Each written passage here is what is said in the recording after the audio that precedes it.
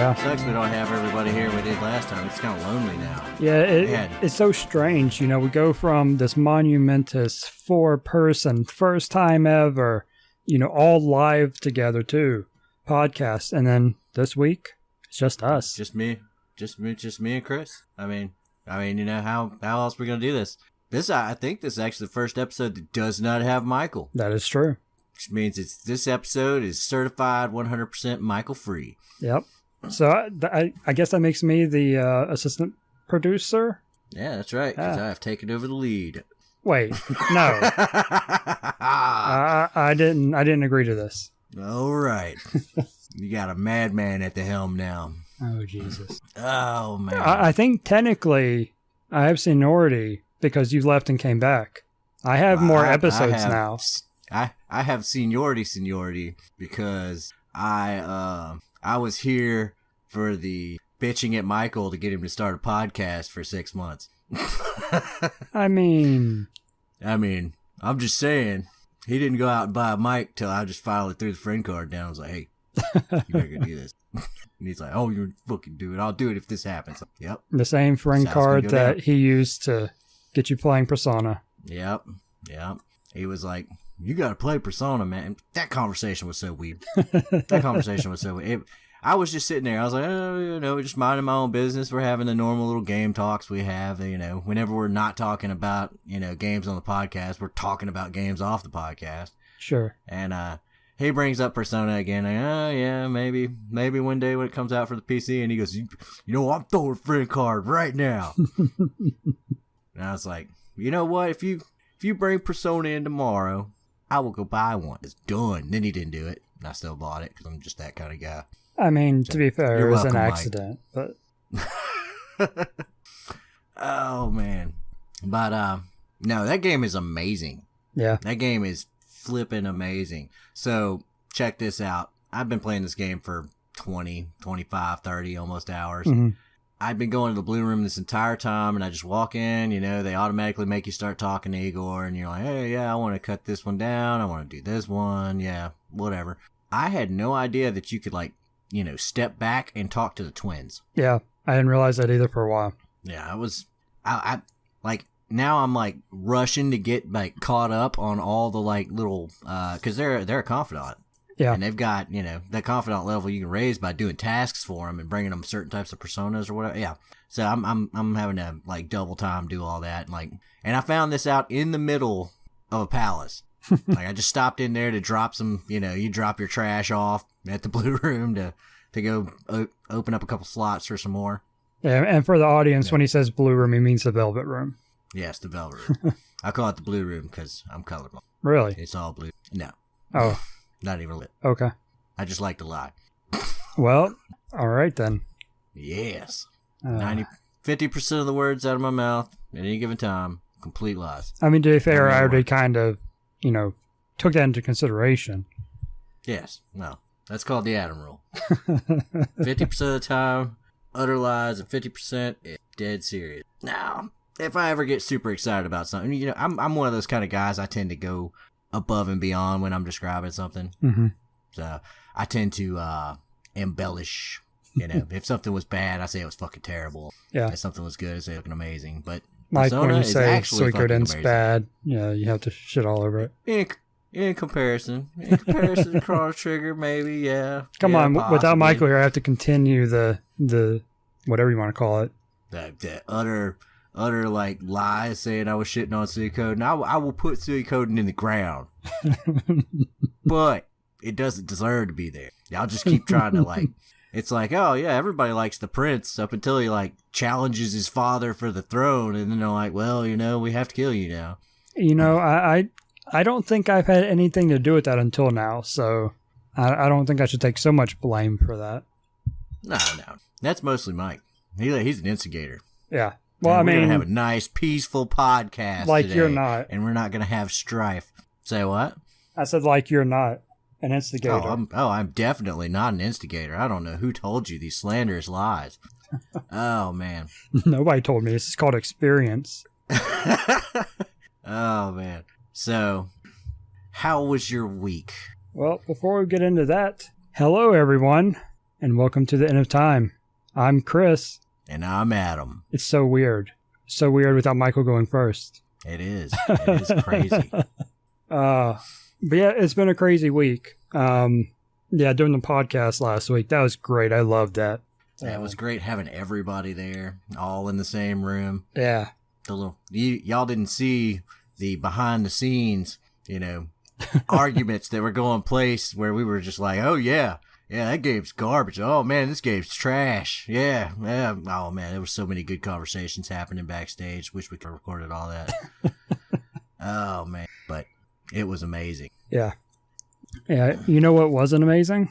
What's that? My drive back up to almost Canada. Oh man, how'd that go? It went fine. How many hours is that? It's so going down there is 15 hours, coming back is 14, but that's without stops. There's like a time. Yeah, and it's across the time zone on the way back up. Yeah. It's funny. The GPS actually says you will arrive at 7 a.m. CST and coming back EST because it made that time adjustment for me, so I'd know, hey, you're going to another time zone. But yeah, coming down, we got a late start, so it was a no-brainer getting a hotel room halfway back. That way I don't have to worry about, being tired and all that. Coming back up, though, we got a fairly early start, and when we got in the vehicle, the GPS is like, yeah, you'll arrive at 2 a.m. I'm like, that's not bad at all. That's doable. And I pushed it, but I finally couldn't take it anymore and had to stop.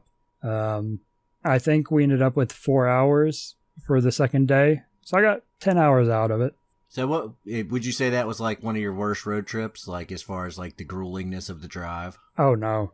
My longest road What's the worst one? My longest road trip I took was 23 hours. It took me. See, my worst one, I think, and it wasn't because of the length of the drive, it was because of the circumstances of the drive. But I had a 13-hour drive to Wichita Falls, Texas, and I felt it kind of in the morning when we got started. I was like, kind of feeling a little bit.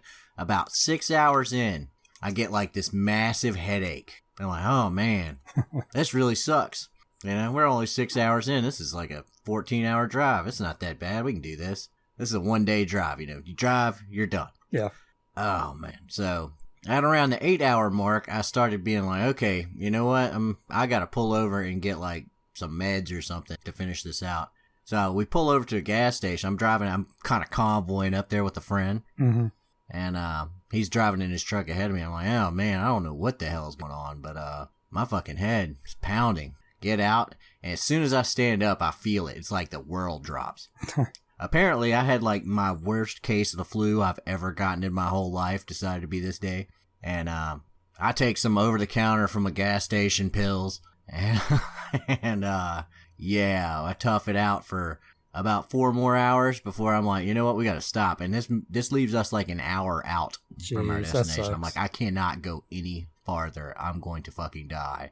I have like one hellacious night in the hotel room and then finish the drive out. Oh, it was bad. It was horrible. Yeah. So, I ended up staying in the bed for like the next 3. We had the next 3 days off. I spent all of them like tossing and turning in the bed. Man. But yeah, that was definitely, I've taken 20-hour drives, I've done all these long convoys. I considered myself pretty good at driving, but that was definitely the worst one. Yeah. I think the worst situation on a drive was one of my trips. So I used to live in Virginia and my girlfriend lived up here in Ohio. And I would make the drive back and forth, and even after she moved down and moved in with me, we still drove back to see her family. So we made the drive constantly. It'd be one of those things where, for a while, I'd drive up like almost every weekend, and that's a 9-hour drive. But which isn't a big deal. But one time, I want to say it was when we were going to Ohio, because I actually got stuck in Ohio for a few days. Going up there, a couple of the studs on one of my wheels broke. So I felt a little wobble in my vehicle, and I'm like, what is this? And I checked the tires, they're all full air.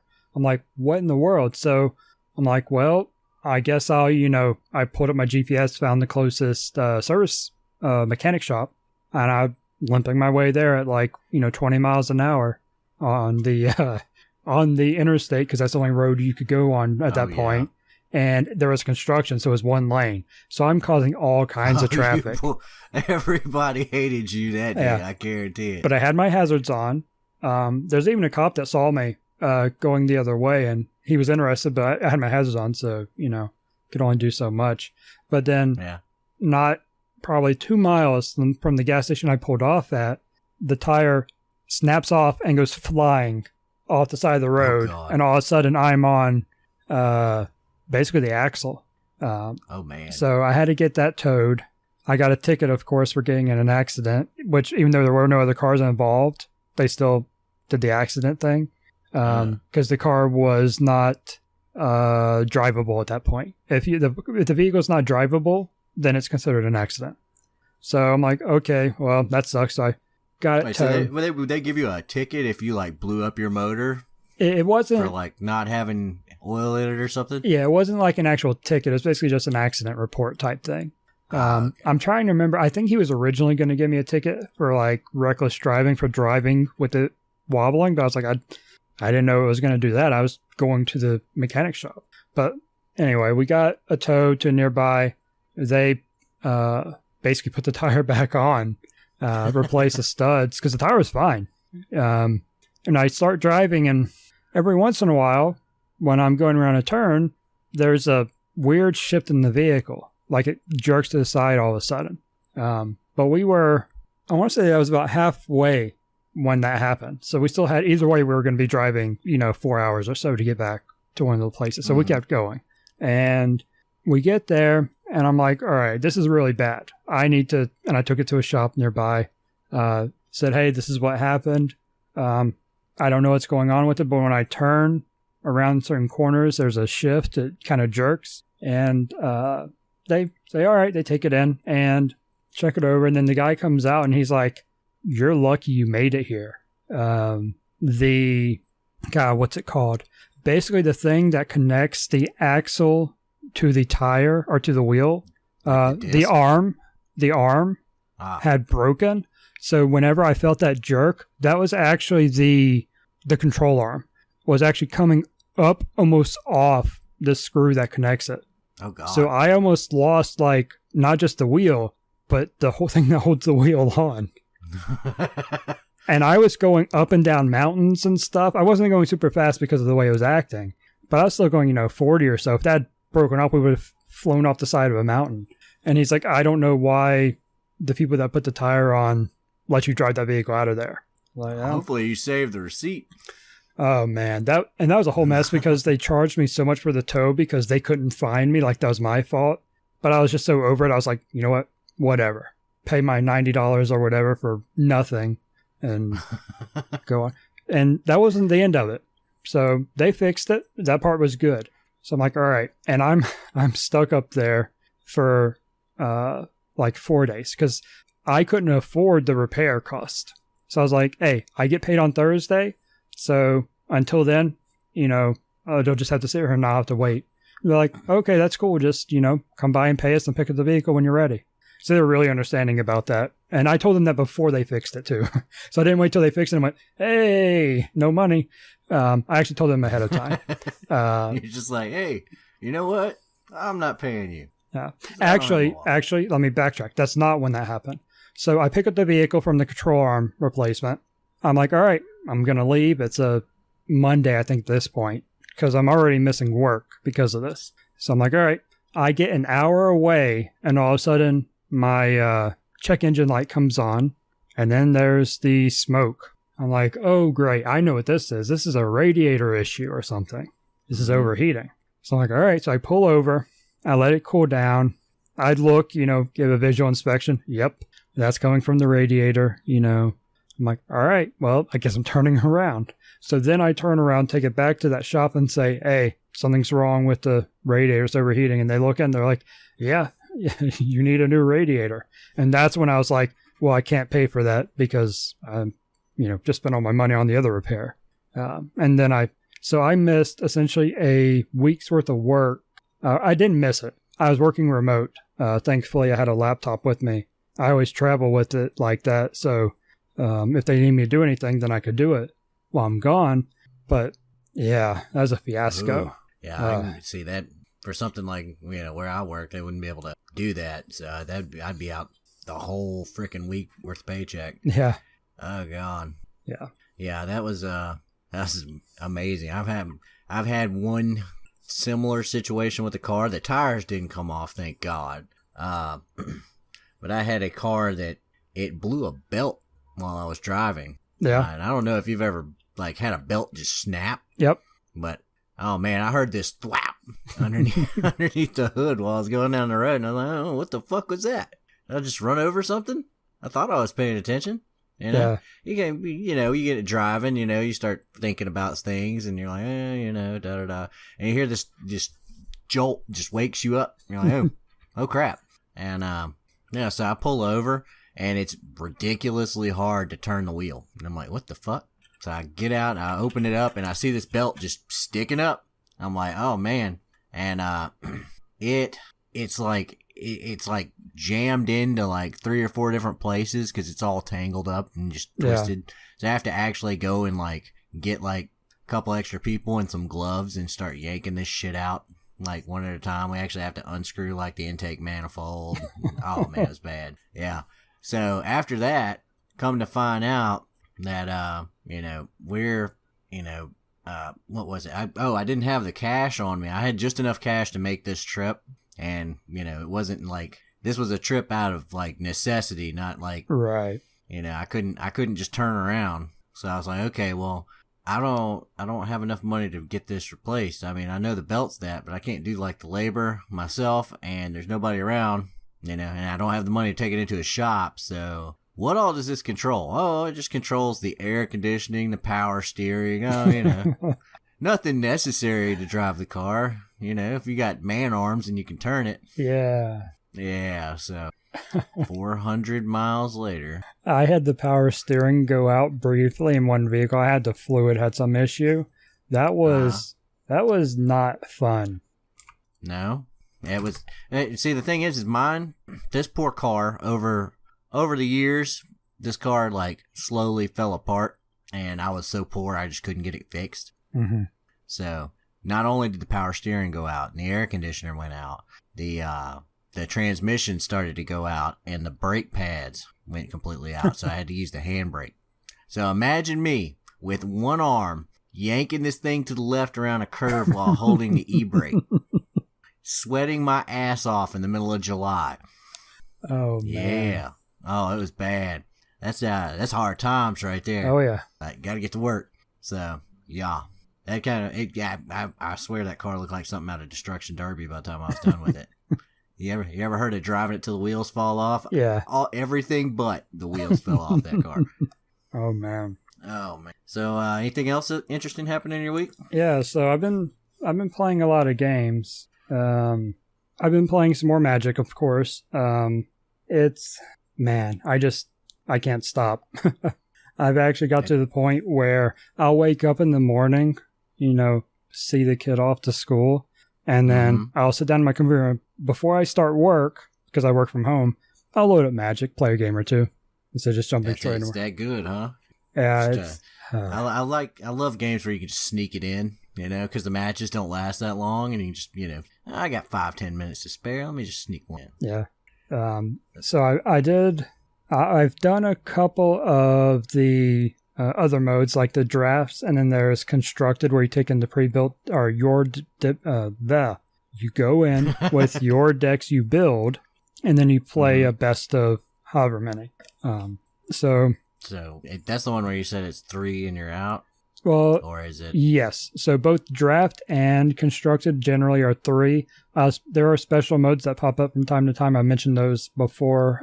Today just started a really interesting one where it's a cascade thing. You play a card and then it searches your deck for something 1 mana less or lower. So basically any lower cost card, and you play it for free. So that's a really interesting, nice. And it's just a fun, gimmicky mechanic they throw in. It costs almost nothing to participate, and you get 2 losses, and then you're out on that one. But you only go up to like 6 wins, I think, and 5, or it goes up to 7 wins, and 5 will break even, something like that. Today I went 1-2, or no, 2 and 2, I think. But So you're not out yet. no, I am, because that was the one that only had 2 on the gimmicky one. I did a constructed where I went in with one of my decks I really like, and I went 1 and 3. So that's better than 0 and 3, you know. Yeah, a win's a win. Yeah, but I got some really good cards out of it. So, and that's kind of, I've talked about this, you know, most times I'll talk about the draft and stuff. That's really kind of the plus. No matter what, you're going to get cards. Constructed is only a couple packs, so that's not really as much as a draft. But I went into a draft this past week, and I had my best draft ever. I went 4 and 3. Nice. I almost broke even on that one, but I got tons of cards from that I really like, or that are really good. I've played enough. I've managed to stay in Bronze 2 all week, and I was so close to Bronze 1. So close. It was literally the progress bar. I thought it ranked up because it looked like it was completed. So you had like that millimeter, yeah, like, gnat hair, yep, width, yeah, yeah. So I had that, and then I lost, and then I went back up to almost that. Basically, one more win would have done it for me, and then I lost, and I went back up. So I have been so close like 3 times, but I just can't get that final win. It'll be worse when you win and you're in, and then you lose and you're out, and you win and you're back in. Actually, it doesn't work like that though. If you lose and drop down, you have to win like 4 more times to get back up, and it is pretty ridiculous. I don't understand why they do it like that. It doesn't make a whole lot of sense. Most ranking systems don't do that. You know, if you fail by 1, you win by 1 and you're back.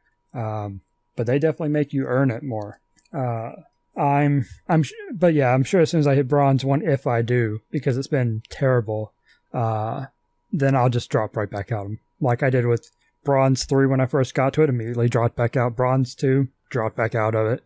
Had to work my way back up. And I'm playing against some really good decks. I actually had to take my deck and basically start over and put in stronger cards, more rare cards and cards that I saw other people playing, and try to get like Planeswalkers, which is this whole mechanic that didn't even exist last time I played Magic. And I don't even have enough basically dusted cards, wild cards to use to build it like I want it. So I've got kind of a 3/4 of the way there deck, and I just need to either draft the cards I need or get enough to dust and, wild card more of them. But they're like the rares and mythic rares that I need to actually finish it out with the so those are like key components of the deck. Yeah. Right? Well, that's how I'm just going off Hearthstone, because usually it's your purples and oranges that kind of solidify the entire method of the deck. Yeah, and it's not a requirement, but it's another win condition. Like when I drop this on the playing field, depending what else is out there, they may GG then and concede the game. That's how, monumental it can be. But other times I play it and I have nothing on the board, so it's just fodder, essentially. It doesn't do much.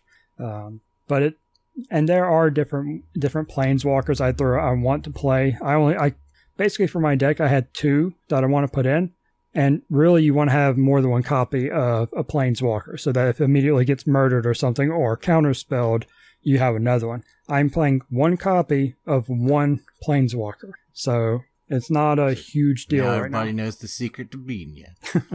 But it's not my only win condition though, so thankfully with this deck, it's not a requirement, but it keeps me alive, essentially. I play in a Johnny deck, which is a lot of basically regaining health. So it's not uncommon for me to, if I'm winning, to go through a game and finish out with 40 plus health when you start at 20. See, I've never really known Magic quite as well as anybody else, but I have played a lot of Hearthstone, which I've heard is very similar. Do they still have the same basic archetypes? Like, do they have control decks and aggro decks and tempo decks? Yep, absolutely. So, I love aggro. Yeah, that's my favorite deck type. Just hit them in the face as fast as you can, as hard as you can. The draft I went 4 and 3 on was a red-blue deck, of course. So I just murdered them with spells and counterspelled all their stuff. I hate those decks, and that's why that's the way the draft went. So I played it, Yeah, I hate those decks. I hate playing against them, but they're so good. I mean, I don't blame anyone for playing them. It makes sense. Aside from the Nexus of Fate idiots, like earlier, that get me stuck in an infinite turn loop because they have. Oh yeah, explain for the viewers back home how that works. So while I was waiting on Adam to get ready for the podcast, I was like, I'll play one more game. You know, they typically run 5 to 15 minutes tops. So I'm like, all right, I have time for one more game. That game lasted, I want to say 25, 30 minutes. Yeah, about 25, 30 minutes. Yeah, because this guy, and I was playing that mode where you play and it looks for something cheaper to play, which didn't really matter for this, but basically they had 4 Nexus of Fate cards. What that card does is you play it, it gives you another turn, which in a card game is already OP. And then because it's not over, it doesn't just go to the graveyard, it goes back to your library so you can draw it again sometime. And in this game mode, the deck goes really fast because you're basically drawing or playing roughly 2 to 3 cards a turn from your library, depending on your deck. And yeah, he just kept drawing, and eventually his deck got down to 8 cards. And of course, he just kept drawing He just keeps drawing it over and over again. Yeah. And he just keeps you in that infinite loop, just slowly whittling you down. Huh? Yep. And he had Planeswalkers out. And so they kept doing their thing. Because the way Planeswalkers work is there's a special card that goes off to the side. And they have typically 3 actions they can do. And they have a counter on them, which also functions as their health. They can't attack, though. But they'll have an effect like the one I use is I get +2 to my Planeswalker's health, and it heals me for the number of creatures I have on the board. So when I have all my tokens out and I have like 6 creatures on the board, bam, instant 6 heal. And it goes up 2 on the Planeswalker. And then once you get high enough, it typically has a negative that's like -1 to 3 that does something beneficial. Like I think the one on mine is add a +1/+1 counter on a couple of creatures, or something like that. So it's pretty good. But then there'll be like -8, and so it takes a while to build up to that. It takes like 3 or 4 turns typically to build up to that if you don't get attacked, and then that's something really powerful, depending on the Planeswalker. I think mine isn't that great. I got it mainly for the health with all the tokens, but I think the other one is the one that has the better big minus. But yeah, so this guy had 3 Planeswalkers out at a time, roughly. I think at one point he had 4, and they were all doing their thing, buffing their own health. And since he got infinite turns, they just kept going up. So then I got hit with the massive minus, ability on them over and over. So I ended up with like 4 10/10s on the other side of the board ready to smack me in the face. And I was up to 50 something health before the loop started. And then he just eventually killed me. And I made him sit through every second of it too. He didn't playing concede. That stupid deck. You were just like, I'm going to be malicious. You want to play cheap tricks? I can make you suffer for it. Because here's the thing. I probably would have conceded, but he did what I hate when people do. He did the BMGG. He GG'd like 5 minutes in before he ever played a card that could kill me. So he GG'd early, and I'm like, okay, you want to be like that? And he did it 3 more times before the game actually ended. I was like, yeah, you're going to keep doing that? I'm going to keep sitting here. I got up, went to the bathroom, came back. Oh, yeah, there's a prompt on the screen I need to click. Sure, I'll click it eventually. You want to play a time-wasting deck like that? I hate it. Yeah, they did the same thing in Hearthstone. You'll end up with some pretty outrageous combinations. They've got one. Oh, man. If they can set up for it, it's a 1-turn kill every single time. They've got this card that it's a card that when you play it, every time you cast a spell, it puts a fireball in your hand. Nice. Okay, and fireball does 6 damage to either a person or wherever you want it. So every time you cast a spell while this minion is on the board, it gives you a fireball. Then they have 2 cloning spells and 2 minions that reduce the cost of spells by 1. So they play both those minions. Then they clone then they play the big minion, then they clone the other minion twice. So each time he clones, it adds a fireball, and it also reduces the cost of the fireballs. So the fireballs become free. And then you cast a fireball, it gives you a fireball back. Cast a fireball, it gives you a fireball back. Cast a fireball, it gives you Yeah, Fucking there hate are that similar thing. decks in Magic. I saw someone playing one the other day, and yeah, there's a spell that will let you copy another spell, Mm-hmm. and then he kept doing that to copy a spell, and he had like two of them going. I don't remember what the exact combo was, but basically had two of them going. So he was doing he had something that happened whenever he cast a spell. So it's like, oh, whenever you cast a spell, hit your opponent for 2 damage. And he just kept looping it. And every loop is, every duplicate is a cast. So 2, God. 4, 6, 8. Yeah, and then your opponent's dead after, 10 cycles. Those are just broken mechanics. Yeah. And that luckily with Hearthstone, they wheel everything out pretty quickly. Mm-hmm. So if they catch you doing something that's just broken, they'll nerf that shit real quick. Yeah, Oh, Magic typically doesn't do that. let me tell you one bad thing about this. I mean, Blizzard's gotten in trouble here lately for the whole Diablo phone game thing. Yeah. Which they deserved. But typically, Blizzard makes really good decisions. Yeah. Let me tell you about what happened this last expansion in Hearthstone. They came out and they said, you know what? We don't need to nerf anything. We don't need to nerf anything. We're good. We like where the meta's at right now. Which is like super rare for Blizzard. The community went into an uproar.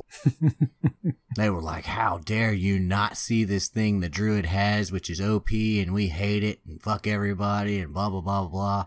Blizzard says, okay, you want some shit nerfed? They nerfed a classic card for Mage that had been like a staple of every single Mage deck since the beginning of the game.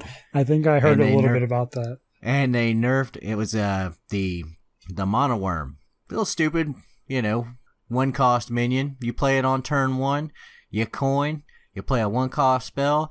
Now it's a 3/3, and you hit them with the spell. Sure. So it's a great opening. It's not going to stay on the board long. It's easy to remove. Yeah. But it helps you build tempo.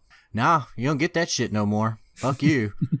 So that thing got nerfed. The mana cost got raised to 2. So that's fucking worthless.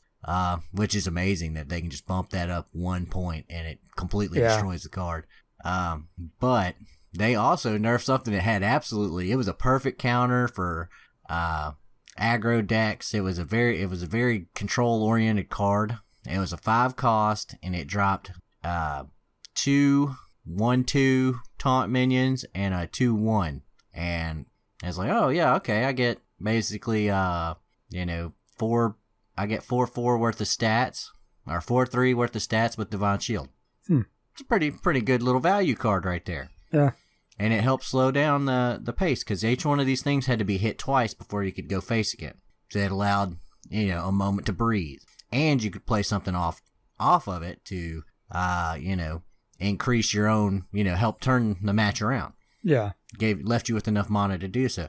Oh no, they fucking murdered it. There are memes online. They were like, rest in peace. You did not deserve this fate. This card. Everybody loved this card. It was in everybody's deck. It wasn't overpowered. It was just fucking right. They went 5 mana. Fuck you. It's 7 mana now. Jeez. Eat shit. You want nerfs? We give you nerfs. Here's your nerfs. And, yeah.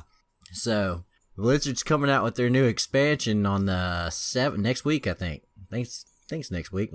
Maybe a little bit longer. 7th would be next Saturday, I believe. Yeah. So, they're coming out with the new expansion. It's got a bunch of new mechanics and stuff like that, but, oh man. Don't tell them, don't call their bluff on, you didn't want to nerf any cards. There are cards that need nerf. Now just shut your fucking mouth. Yeah. Don't poke the bear. Innocents will say, they nerfed the card everybody wanted nerfed. They nerfed a bunch of stuff everybody didn't want nerfed too. So yeah, the meta got shifted. Yeah, and that's kind of, where I'm at in Magic. I don't expect to get much higher. I didn't expect to get to 2. I really didn't, but I've got a decent enough deck. Someone murdered me with it, so I basically copied it, and then my new one I created. I had a rough idea of what I wanted to do based similar to it, but not exactly like it. But I'm getting up higher rank now. I'm going against all the good decks, the much better decks, so I don't expect to get much higher at all. You'll get there. I'll probably hit bronze 1, but I'm fully expecting a flux where I get to bronze 1, get knocked down, and I spend forever in bronze 2, and then I get back up to bronze 1 and immediately get knocked back out. I will need to improve the depth of your collection. Yeah. And and once you start getting like those key cards you were talking about earlier, you get a couple of those little cornerstone pieces in there. Yeah. I think you'll stick around in bronze 1. Yeah, it's going to take a while to get those, though. You know, I think since I've been playing, I've had 3 mythic rares total. So it's not something that you get really frequently. Let me ask you this question. Sure. This game's free to play, right? Yep. Can you pay for stuff? Yep. Do you think this game is worth putting some money into?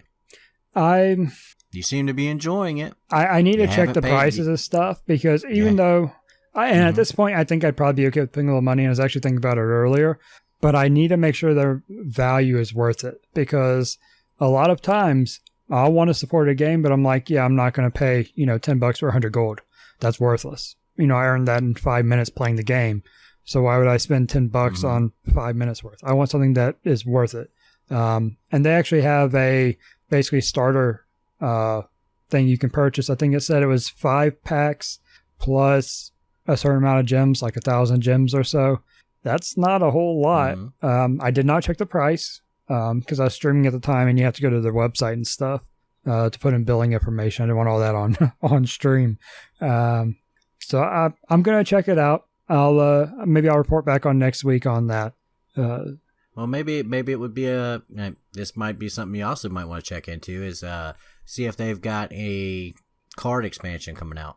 Because usually the way Hearthstone works, right before the expansion, you can get 50 decks for a set amount of price that you'd normally get like 30, 40 decks for. So you end up getting an extra little bonus amount of decks for buying in at that moment. And since the game's free anyway, if you actually enjoy the game, you should support the developer. Yeah, I think that... that's my thoughts. Yeah, I think this is set up a bit differently to where that's not really...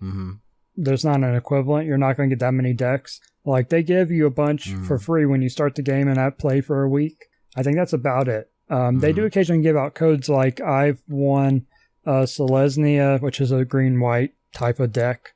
I won a code for that, so I got a bunch of cards for free just from, watching some streamers play. Nice. But I don't... And even though I got the deck for free, I mean, it's not that great overall. Okay, so this says $5, you get 2,500 gems and 5 of the 2019 set packs. 5 packs isn't that great. The 2,500 gems is pretty nice. I've been playing for, I guess, a month now, and I'm up to 1,000 gems. So that's, double what I've earned in a month. So for $5, so that's like a quarter worth of work. So that's not bad. $5. Maybe I'll do that since it's, it's a one-time purchase you can do as a starter welcome. But basically, other than that, they want you to buy their gems and then you can buy packs off that. There doesn't look to be any straight up decks, just packs. That's it. And that's through gems. 750 gems are normally $5. So but that's basically like one draft. I don't think that's worth, Well, just one of those things where, and I'm not saying this is the case for you or with this particular game, but I didn't buy anything when it came to Hearthstone. I was nothing but free. And after I'd played it for about a year and a half, I realized, I really like this game. I get a lot of enjoyment out of this game. Next expansion came out, and I said, you know what? I will buy that. You deserve some money for it. So that was my thoughts on that. Yeah. That and so Hearthstone and War Thunder are the only games I've ever spent money on, and that was because I played them for so long, and I ended up going, okay, well, I can spend some money on this because it's worth it. Yeah, they deserve something. And I've done similar, typically with phone games because they're usually I don't typically pay for phone game or play phone games you have to pay for, but if I'm enjoying one like. I play one now and I pay $3 a month to get a little bit extra, in-game currency. It's not a lot, but $3 is $3, It's kind of like this one. Oh, hey, it's $5. Okay, sure. I don't mind $5. As long as I'm getting value, and this is value. You were just trading time for cash, cash for time. Yeah. If you look at it from that perspective, is it worth it? Sometimes. Yep. Like that one deal you were talking about, that's like 2.5, almost 3 months worth of work. Absolutely. And that you get it instantly. So that'll save you a good bit of time. If you were to buy 2 of those, then that saves you 6 months worth of work. That's half a year. You know what? I just bought it. Oh, wow. I was curious of the process, so I bought it, just to see. You should get Wizards of the Coast to hire me because I'm the best salesman ever. I mean, I was looking at it earlier, so I was going to probably do it I anyway. can convince people that are probably going to buy things anyway to buy your product. Oh, man. Yeah. So, any other games you've been playing? Got a couple more to talk about. So, this week, it kind of snuck up on me, but the second of the Spider-Man DLCs came out. This one is... Wow, the DLCs are already coming out? This is the second one. They actually had the game released the following month, the first DLC. Next month, second DLC. Mm-hmm. Next month will be the third DLC. The DLC as a whole, this trilogy, if you will, is called The City That Never Sleeps. The first one focused on Catwoman. This second one focuses on some gang stuff related to the first DLC, but focuses more on them. So when you say Catwoman, you mean Selena Kyle? No. Hardy? Sorry. Hardy? Not Selena Kyle. Oh, God. Yeah. Felicia Hardy. What's her name? Yeah, there you go. I was like, am I the wrong one? See? I knew it was. We went from DC. I was thinking of Felicia, and I said Selena. Yeah. I don't know why. It's because they ended in L.A. But yeah, so... And I don't know if you were on the episode where I talked about the first one. I don't think so, since you're so surprised about the DLC. But my biggest issue with the DLC is I beat the first one in 3.5 hours. And when I say beat, I mean 100% the DLC. And they're like $10 each or something like that. I think buying all three at once, I think I paid $25, but individually they're 10. That's not good. So, I mean, 3 hours worth of content. I come from the Baldur's Gate school of DLC where, they add like a whole 10, 12 hours worth of content. I'm thinking expansion pack when I think real DLC. No, I mean? This wasn't that. So this one called Turf Wars. I enjoyed it more than the first one, mainly because the content of the first one, the kind of the gameplay was fine. That part of it was fine, but I didn't like what they used for a plot hook. The second one, that's not an issue for me. I enjoyed playing it, but again, only took me 4 hours to 100% it. So 4 hours. And that's not really saying much when the base game I think took me 20 hours ish. I'll have to give. You know what? If I could get another 4 hours out of City Code, I can do it. Yeah, but they were like, here's your 4-hour DLC. I'd be like, okay, never mind. It took me 20 and a half hours to beat Spider-Man, and then another 12 hours on top of that to 100%. So it took me 32 and a half hours to 100% Spider-Man, the base game. It's not bad. Terrible. But it was very quick. A lot of that was side stuff. Even when the amount of time it took me to beat, I was doing side stuff as I went. The only reason it took me 12 hours after that was because I was trying to get gold stars on stuff to get a true 100%. Because the in-game 100% doesn't care. You just have to basically complete everything on the map. But it'll accept bronze and silver. Yeah, so I spent like an hour. You, being a true gamer, you won't accept anything less than the best. I mean, I did. I got tired of doing it. So. Did they give you anything special? Yeah. There's a special costume for 100% in-game. I'm surprised that's not a factor in the 100%. But yeah, and there are actually hidden photos. So there are the landmarks you can take photos of, and they show up on the map. But then there are hidden photos that don't have any sort of tracker.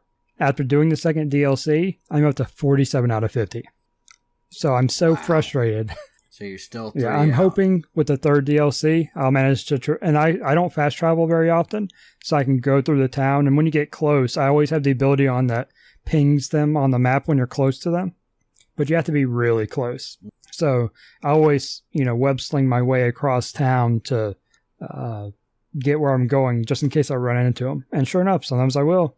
But I have a feeling these last 3 are going to be miserable trying to get. It sounds like it's going to be one of those things where you have to go and check every single little nook and cranny to be able to get, just close enough to where the thing picks up. Or you could pick up a guide. You could always break down. Just be like, find locations on the map. I mean, even then I have to figure out which 3 I'm missing. So there's no checklist in the game. So I can't just go, okay, I'll go find these 3. Nope. I have to go through. And I don't mind doing it naturally. I don't feel like I need a guide for this because I've already gotten 47 out of 50 without it. So obviously I'm doing all right. See, I run into similar issues like with the Grand Theft Autos, and you have to go and track down all the pigeons or whatever, and I'd find all but one, and I'd scour the map for days looking for that last one that's left, and then finally I'd break down and get a guide and just start Xing locations off. That's basically how I do. I'm just like, okay, let me check this bridge. Nope, not here. X. The map. Let me go here. X. I don't think the map's that bad. I think you could go through it pretty simple or pretty quickly to knock them off. Yeah, so it took 4 hours. I enjoyed it. It was fun when I played. The story of the game has been good. You know, there are a couple things here and there where it's like, but overall, yeah, it's a solid story. It's Spider-Man. You know, it's got a lot of stuff from comics and movies. You see characters and you're like, I know that character. I know who that is. I heard Miles Morales was actually. Yes, he is. And is he pretty prominent in the story, or is he just kind of like, hey, I'm here, and he just disappears? I'd say fairly prominent. Yeah, that's cool. Maybe I'll pick it up now. I got a PS whatever 5, 6, 3, 4. That wasn't one of the games. He got you? Okay. Nope. I was originally going to get the Spider-Man bundle. Right. Yeah, he told that story. But then I said, fuck it. I said, fuck it. Yeah, I'm getting that that's red right. one with the Pro. Yeah, I mean, I'm sure it's cheaper now. You can probably get it plus the DLC bundled for a little bit less. I think that'd be worth it overall. Right now I've got so much of a backlog. You can wait until it drops some more. Pick it out of the bin for $15. Yeah. So the big game, and I feel bad just moving on from Spider-Man so quick, but there's not a whole lot to say about it. You know, it's a DLC. I did the missions and I was done. I mean, when I look at DLCs, and I said this before with the expansion pack thing, I think DLC should be like, have you ever played a Civilization game? Oh, yeah. Okay. You understand when a Civilization expansion pack comes out, it like shifts the entire meta of the game every single time. That's when I stopped playing. Well, see, the thing is, I never play a Civilization game till all the expansions are out. Because I don't want to learn all these mechanics and then have them flipped on their head when, the new one comes out. So, like that religion wasn't even a thing in the first iteration of Civ 4 or Civ 5. And then they add it in there and it works in a certain way and you have to make it work or else they'll use it against you. It's such a good metagame, but yeah, it's confusing. Yeah. So I like it when DLCs do that kind of thing. They go, I'm going to change the way your perspective is on this entire thing. I would love to see and they do that in Baldur's Gate and Neverwinter Nights to an extent too, because you end up with new classes, and in D&D, anytime you start a game with a new class or just have a new class's, ability features, showing up in combat, it changes everything. Yeah. It changes literally everything about how encounters play out, or how you think tactically about situations. I love that kind of stuff. So that when I look at expansion packs, that's what I'm looking for. Something that breathes new life into a game. And speaking of, changing it, how you look at it. So there's an interesting thing about this DLC. Since you weren't here, I'll repeat it. But you have to actually go into the menu, the pause menu, or rather, not the pause menu, the map menu. They're two different menus for whatever reason. What the? Yeah, if you press the start button, you get a pause menu. If you press the touchpad, you get the map, and then you can tab to other stuff. Which isn't a big deal going to the map when you press a different button, but you'd expect them to kind of go to the same thing. Anyway, so you have to go into the menu, the map menu, and there's a new tab for DLC. You go over and you have to actually select that you want to play one of the DLCs.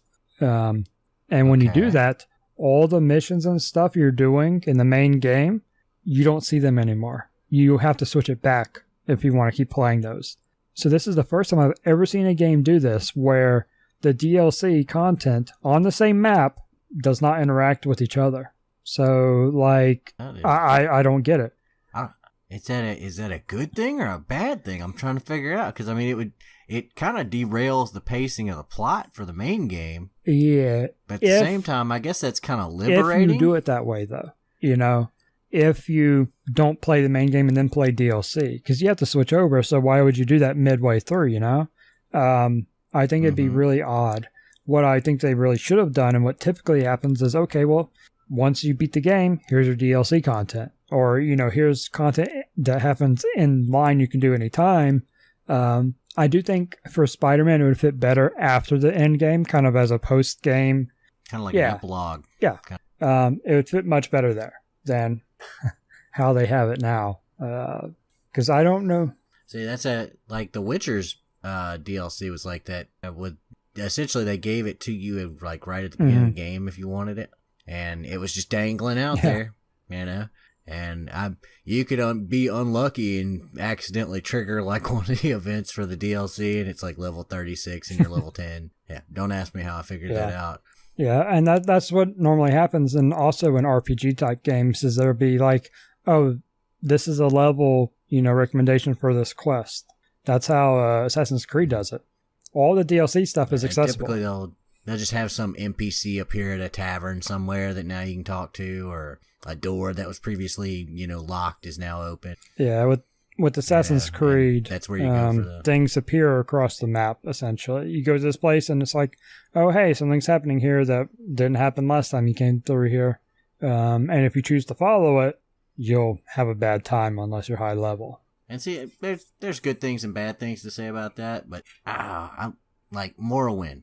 The way the Elder Scrolls does it and the way Fallout does it, because they're both Bethesda games, they just give it to you right off the bat. So 5 seconds into the game, you have this quest marker. Then you go to X location for ridiculous level content. I really don't like that.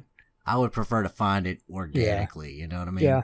But at the same time, I see why they're like, hey, you can just beeline straight to this stuff if you're ready. You go ahead and put your console commands in 5 seconds after starting a new game because we know where you're going to. Yeah, there's no... And there's really no level requirement for the DLC. I think you could play it from the start. It may be a little rough, but the main game's the same way, if you get too far without leveling up enough, which, quests really level you up pretty fast anyway. And there's only so much you can do to earn experience outside of quests. So completing the story is essentially how you level to max. You don't need to do anything on the side.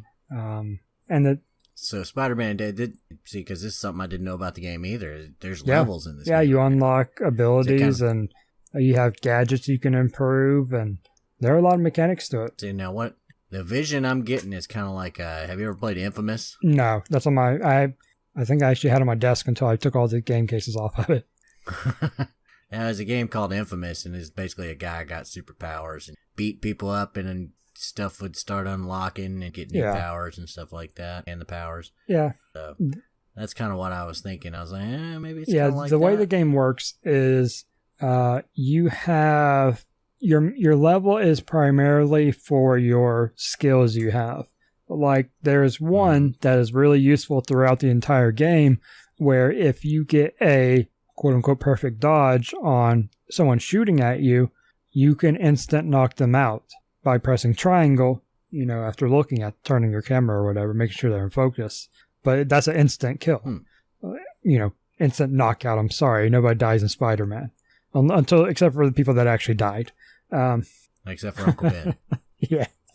And this one was was actually pretty brutal for Spider-Man, I think. I'm trying to remember right.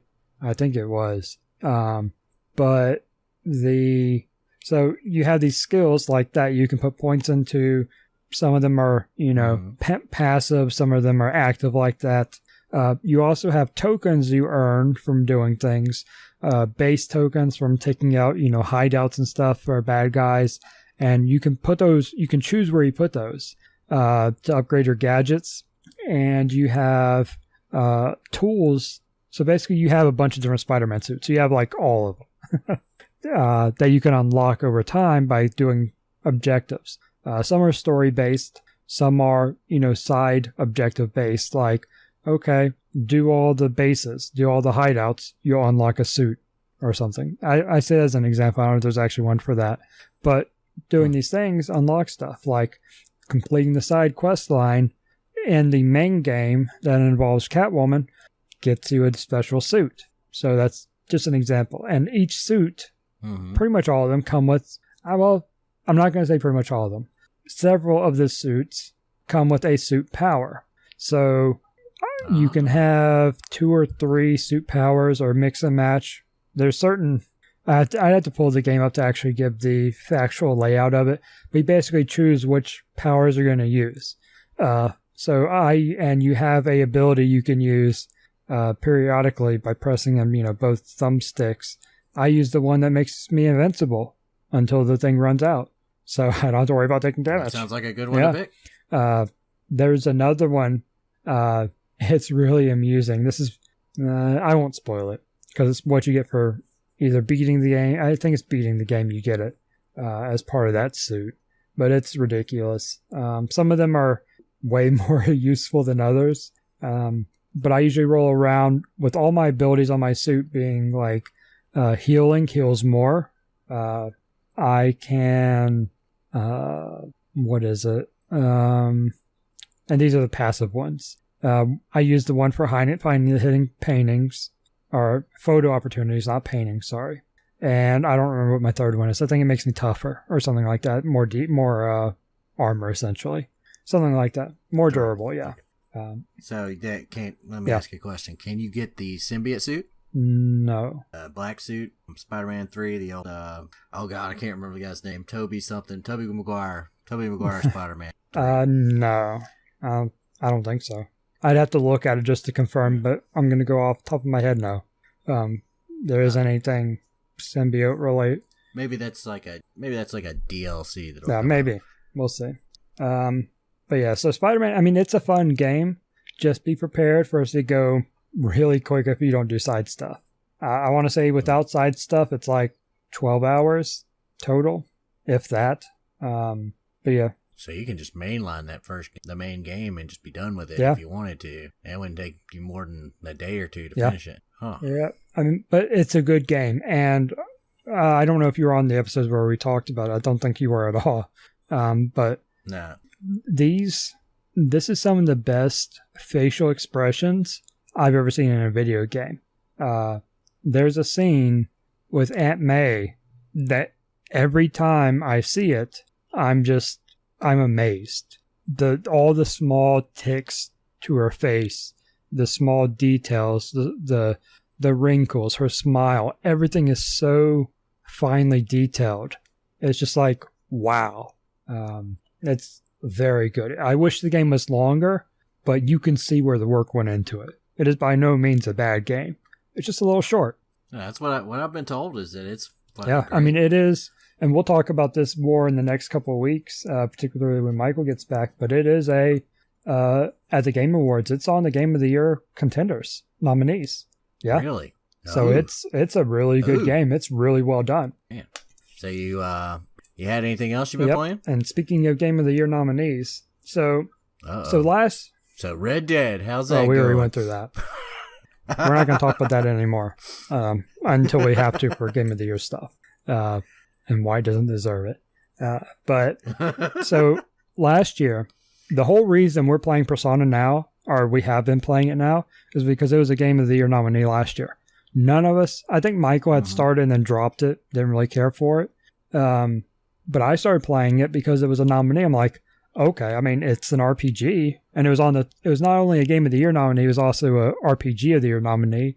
I'm like, well, I've got to play RPG nominees, Those are RPGs I've got to play. Yeah. That's like a mandatory thing. Yeah, so I saw it and we played it. And I mean, look at the experience we've had with it. So I'm like, all right, this year I see a nominee, I'm going to play it. So I've played most of them already.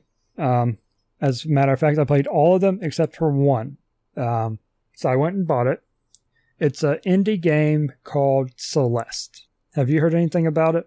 I have not. And you would hate it because you don't like platformers. Yeah. Which I want to talk about. I want to talk about after I talk about Celeste, why you hate platformers. But okay. So this game is a sprite-based game. Think like Super Meat Boy, those type games where you've got this fine platforming abilities to double jump, that type thing. Yeah. I was really curious after seeing that why it would make it on a Game of the Year list. Platformers like this typically don't. I mean, I don't know how Super Meat Boy did, and it's popular, but I wouldn't see that being a game of the year over, all these other, over Spider-Man, over God of War, Yeah, I mean, you look for these big cinematic AAA experiences. They're going to be something that's got gameplay and huge stories and usually big, huge budgets to go along with that. So I immediately had 2 negative experiences when I booted up the game. The first one was I went to the controller mapping to, try to map my controllers, or just to check the controls basically and make sure the controller worked. I load up and it says plug in a controller. So, and this is only a problem like me and maybe 3 other people would have, but it doesn't work with a PS2 controller. And for those wondering, why would you have a PS2 controller to your PC? It's because I play with Final Fantasy XI when I played that. I started playing Final Fantasy XI on PS2, and when I played on PC, I just bought an adapter, and I have, so I can play my PS2 game on PC, essentially. That's just how you prefer to do it. So now whenever, and I always have it plugged in because I never know when I'm load up 11 again, but I picked it up, I was like, oh, maybe it's unplugged. Nope, pull it up, it's on. It just didn't recognize it. I plugged in an Xbox controller, it's like, oh, hey, here's everything you needed. The other... So it's going to make you play with the Xbox controller. That's how I played it. The other negative thing related to that is it's limited what you can bind on the controller. I could not bind the back start or button click or thumbsticks clicking. I could not bind any of that. What? Don't know why. Why the fuck Don't not? know. Because the only thing that's not mapped in the menu when you boot up the game is quick restart. So basically you have to kill yourself when you want to restart instead of having a button you can push. Not a huge deal because most failures involve death anyway. But occasionally you get yourself stuck and you're like, well, I have to restart now. So you have to go find a spike to kill yourself on or something. You just bail midair. You're like, I'm not making this jump. Restart. Yeah. Not a huge deal, just an observation I made. So gameplay wise, like I said, it's a platformer similar to, Super Meat Boy and stuff. You have your platforming, your double jump, your wall jump. Why this game? And I'm going to start this out by saying I don't think it, and this is really a conversation for later, and it's hard to, determine what to talk about now in comparison to when we have our Game of the Year thing. But basically, I'm going to just summarize to start with by saying I don't think it should be on here. And not in the same way that I don't think Red Dead should be. I understand why Red Dead's on there. A lot of people enjoy the game. I don't. I think it's too slow. A lot of people think it's too slow. Fair enough, I don't think Fortnite should be on eSport Game of the Year or whatever it is. Every category can be in. But that's the thing. This is a little different in that the game has a story to it, as games typically do. Though when you get platformers, like I don't know how much of a story, and I keep comparing it because it's the only one I really have at hand to compare to. Super Meat Boy, I don't know what kind of story it has. I never played it. I just watched it played. You have some chick you can rescue, I think. That's about it. I don't think that's really a big part of the gameplay. That is like the prototypical platformer story right there. The princess needs saving. Go find her. So Celeste is not like that. Celeste, the name of the game is actually the mountain in the game. And your objective is, you're like, hey, I'm going to climb this mountain. And along the way, weird stuff happens. And there is an overarching story related to the character you're playing. Madeline, I think, is her default name. You can change it, but I think Madeline is default. Involving Madeline, and it's an overarching story about mental health, self-love, all this, going through stuff, going through bad situations. I think that's kind of why everybody's making such a big deal out of this game. Now, don't get me wrong. The gameplay is good. I'm not a platform person either, so I'm trying to be very objective about it. There's nothing bad about the gameplay itself. I had fun playing it. I beat the game. So that was more than I expected it to do. But it's not a long game. I think total, it only takes like around 6 hours to go through, depending how stuck you get. I had a lot of very, very infuriating moments, but I didn't. Let's see. I spent 8 hours. I spent roughly 8 hours playing it. I think I beat it at around the 7 hour mark. That's pretty short. Well, man. it's only a $20 game too, so keep that in mind. If at $20 price point, I guess that's not too bad. It's also an indie game, so yeah, I had no. I've played shorter. Yeah, and there's a lot more content to the game. There are alternate versions of levels. You can basically go through the game twice, I think, before you've seen everything, and then there's collectibles. So I think it's well worth the money for what it is. I guess, thinking back, Metal Gear Solid was only like 5-6 hours. Wasn't it? Yeah. Oh man. We just spoiled. Was that the? That's which Metal Gear Solid? Are you talking about the original?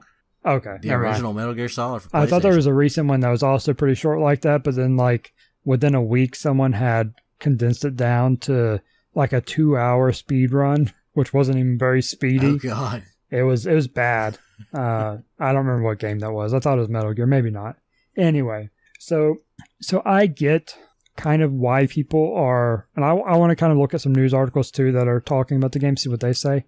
But I get the feeling that the reason this is such a big deal is because of the story material. The gameplay's essentially irrelevant, though also good. That if it had been bad gameplay, probably wouldn't, get praises like it does. But I think the story is really why people are blowing up about it. I wasn't. Yeah, I just. I noticed that's a kind of a trend with indie game developers. Yeah. Not necessarily a trend. I'd say it's almost a genre that they like to put games in there and then throw some weird subtext in there that you weren't expecting. Mm-hmm. Kind of like how Undertale was, or not that I've played Undertale, but from what I've heard, lots of old Newgrounds style games would have that kind of, okay, here's your mission, and then halfway through the game, they're like, oh, let me flip this on this head. What have you been doing this whole time? Look at it from this perspective, and you're like, oh, okay, yeah, it's pretty cool. I think you're right in saying there has been a trend lately in particularly indie games that are based on some emotion type thing, like this one, self-love and, whatnot. There was another one where the whole game was like about his son or something that had cancer. And that was all the game was about. So it wasn't like it was trying to be something else. This is literally basically them telling a story, which I'm totally cool with. I don't have anything against the game. But I do think this has been more of a trend where we're seeing these very emotional, personal games that are basically just talking points for some issue, And again, that's not a bad thing, but I don't think we should be throwing these into the Game of the Year. Yeah, I mean, if it had its own category, I'd be okay with that. But as far as like Game of the Year, I don't know. It'd have to have a really like impactful message. It would have to like turn reality on its head after you got done playing this game. Yeah, and that's the thing. There are categories, and I swear last year there was one that was like most emotional impact because there were so many games that did that last year. I want to say there was, but like this year, there's best narrative. I could see it going in there. That's totally a thing. That's narrative based. It's also in the best score / music, which I was listening, since I saw this beforehand, I was listening to the music closer than I normally do. It was good music. It was appropriate music, but it wasn't special. It wasn't Persona special, if you will. It's not going to have you like humming it later, or, it's not going to, I doubt that 10 years from now you'll hear the music and it'll instantly take you back. Oh yeah, here it is. Games for Impact is a category. And it's one of like 6 games in it, along with like Life is Strange 2, and some other games I've never heard of. They're basically all indie games. And then there's the best indie game category, which I'm totally okay with it being in there too. So there's so many other categories where, yes, throw it in. Yes, vote for it if you like the game. But again, I don't think it should be Game of the Year material. And see, that's just, I mean, I guess I don't know whether it's just kind of like the Hollywood machine has kind of programmed us to separate the Oscars with the Sundance Film Festival, or whether it's just, they straight up don't hold up. But I think that Game of the Year is probably always going to be a AAA title just because they can afford to do it usually. Yeah. As far as firing on all cylinders on what I expect from Game of the Year has got to be, it's got to have great music, a great narrative, great gameplay.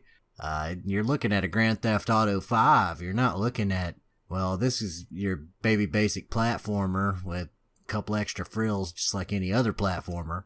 But it's got a really great story and a really cool little sub-narrative or a subtext or whatever. And, that not to say those games are bad.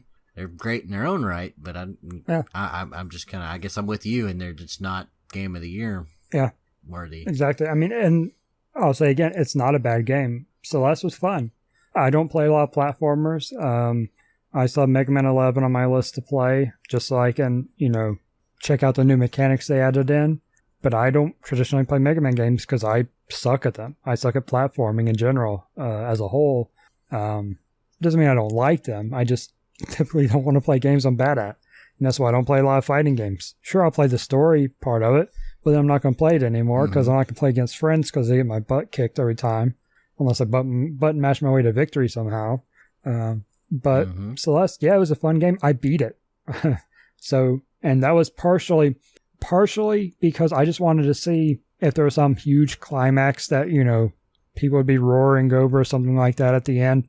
It tied up nicely and resolved in a very, emotional way, but I was like, okay. It's one of those things where at like hour 1, if that, you see what's going on and you figure, okay, as I progress through this, things are going to get better, So by the end of the game, I'm like, all right, where are we going with this? What's the twist? Is there anything going on? It's like, nope, it resolves into a happy ending. Okay. Well, shit. Okay. Very well. So it wasn't, and I feel like I might have gotten to it a little jaded too, once I realized what kind of game it was, and once I realized what the story was. But, I mean, sorry. I mean, the thing is like, people salivate for more information on actual games of the year. Witcher 3 comes out, everybody wants to know what the fuck's going on. And then when you get it, there's no way that you could go into it jaded, because it's going to be like, okay, well, here's this awesome experience, and I'm just going to surpass every expectation you have. Same thing for Grand Theft Auto 5, same thing for, like a Persona. Yeah. Those are serious contenders for Game of the Year. Yep. I shouldn't be ho-hum about any aspect of a Game of the Year. Yeah. Yeah, so I'm sure we'll talk about this some more when Michael gets back. We're going to come back to this because now I'm going to go check this game out.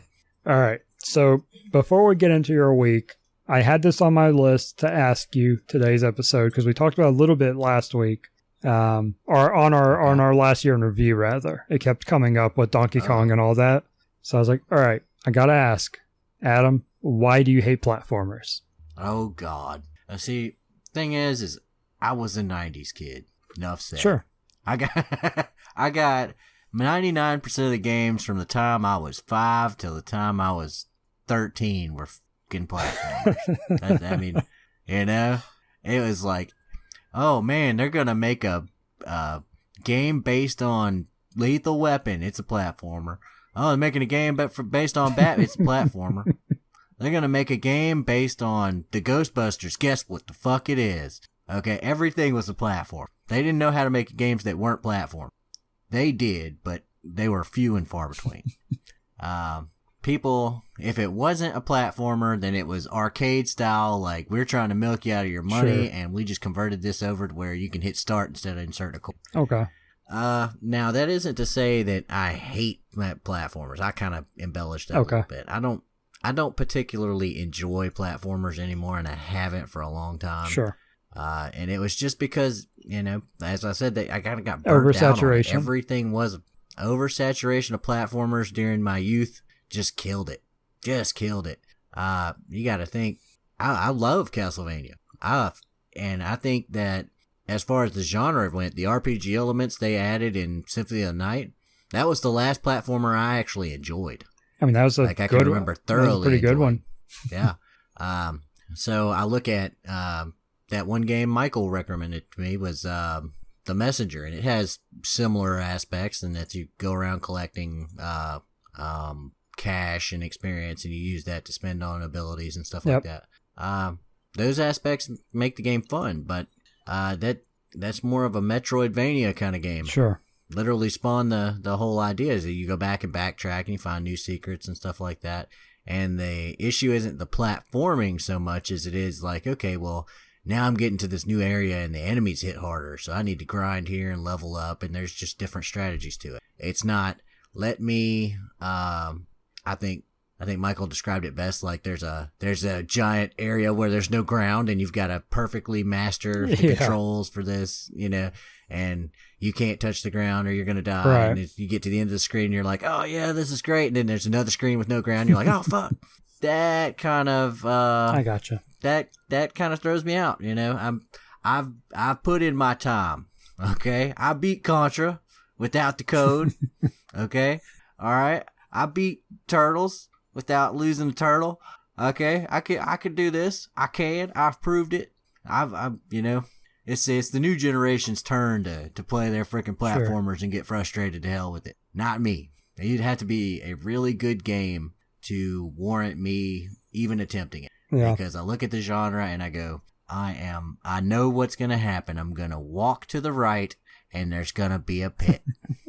That's how I look at it, and sometimes they break my expectations. Like, it took some serious, convincing from one of my friends. And even beyond that, he was like, oh man, this game is great and blah, blah, blah, blah, blah. And I was like, I got 99 problems, but platformer ain't one.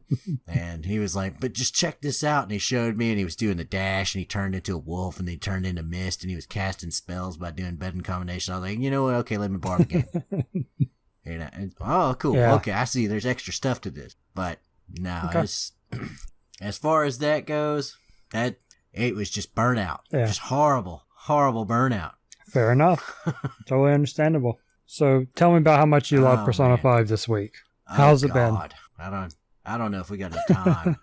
Oh man. So I am, as I said before, I'm about 25 hours in now.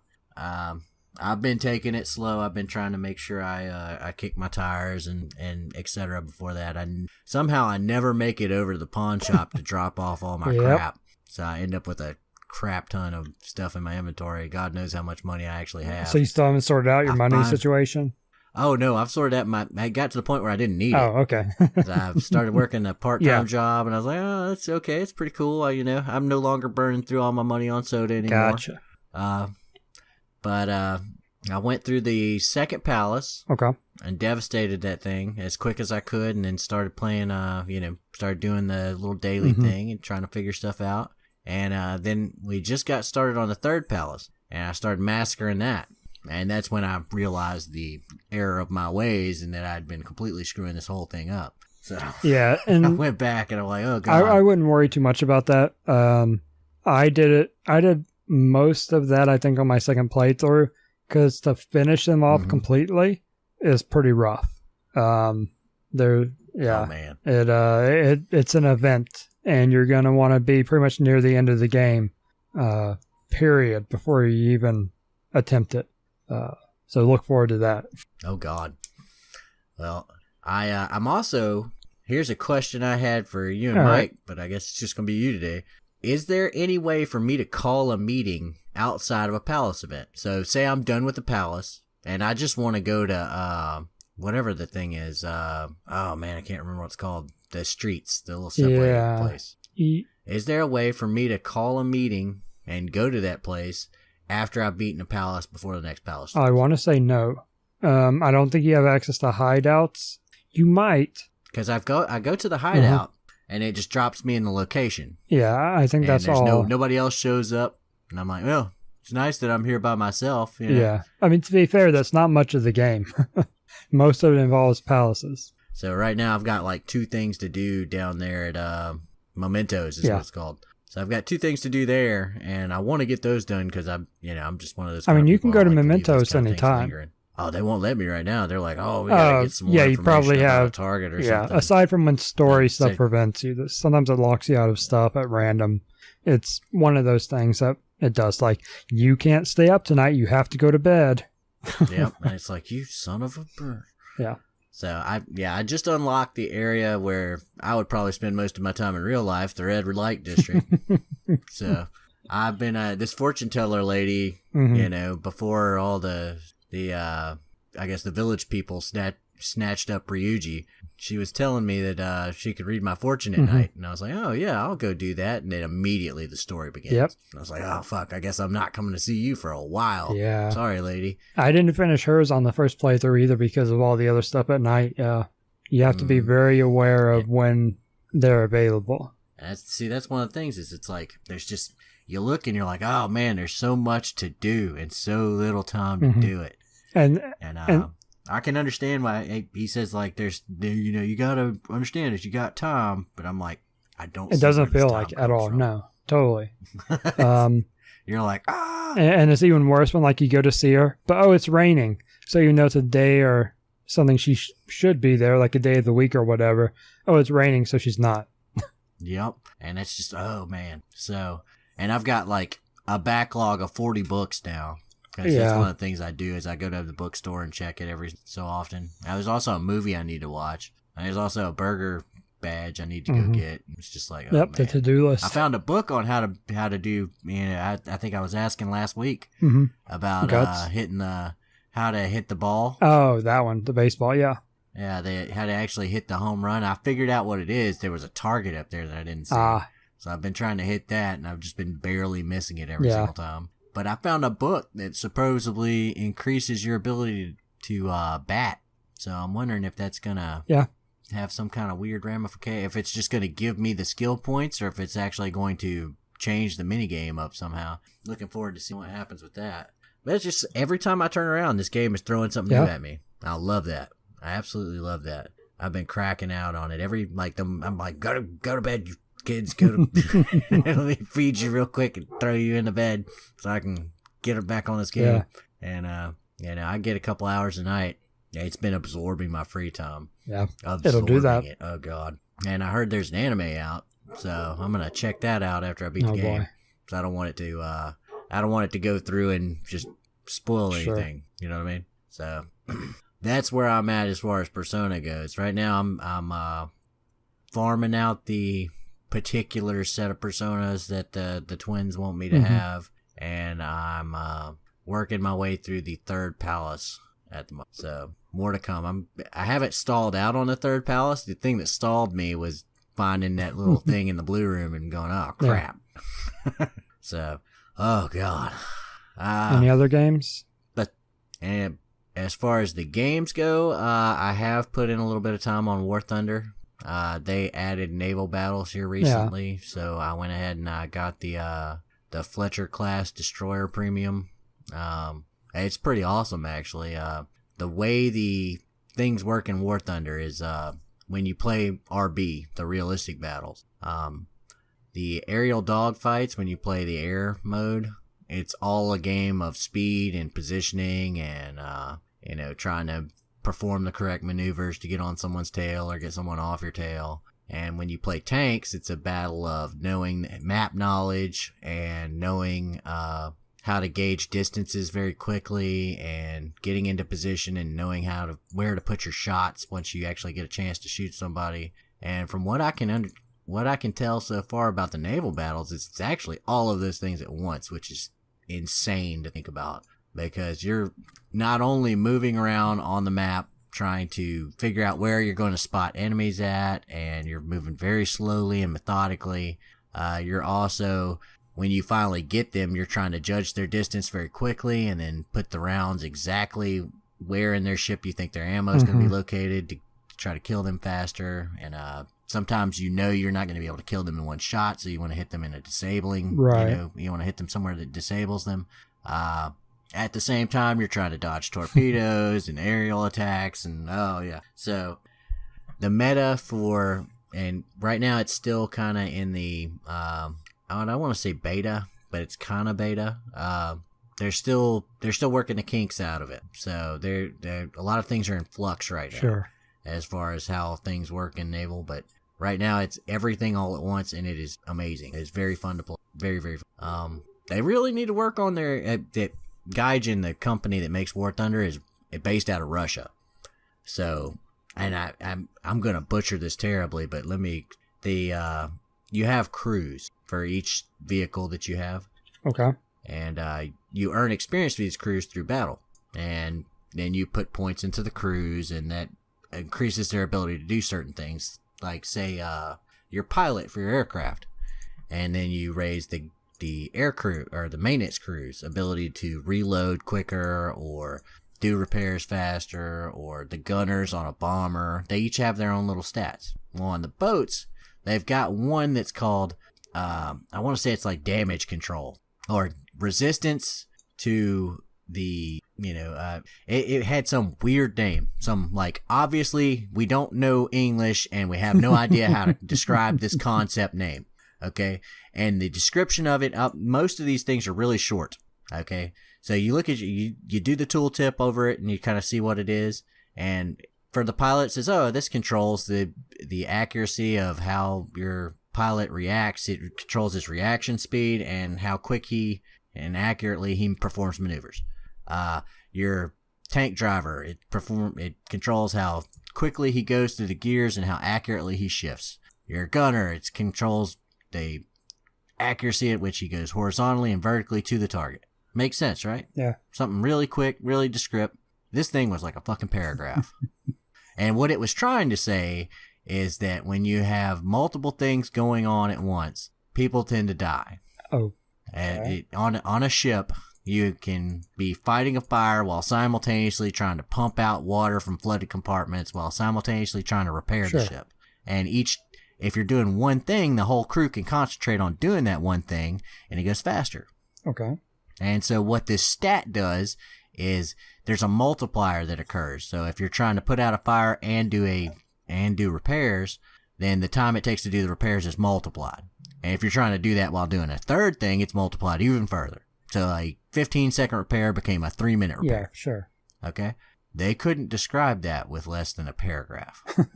And it was like the resiliency to the hardships of war and blah, blah, blah. And I was like, oh my God, what the fuck does this mean? And I sat there and stared at it for like 30 minutes.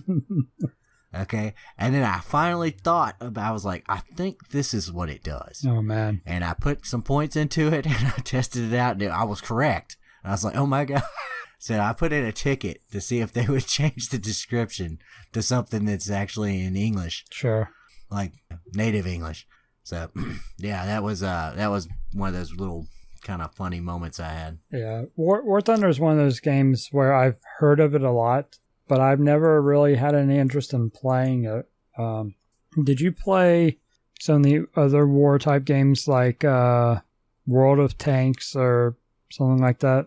I was really, really interested in World of Tanks because I liked I like any kind of game where vehicles get damaged in a semi-realistic way. Sure.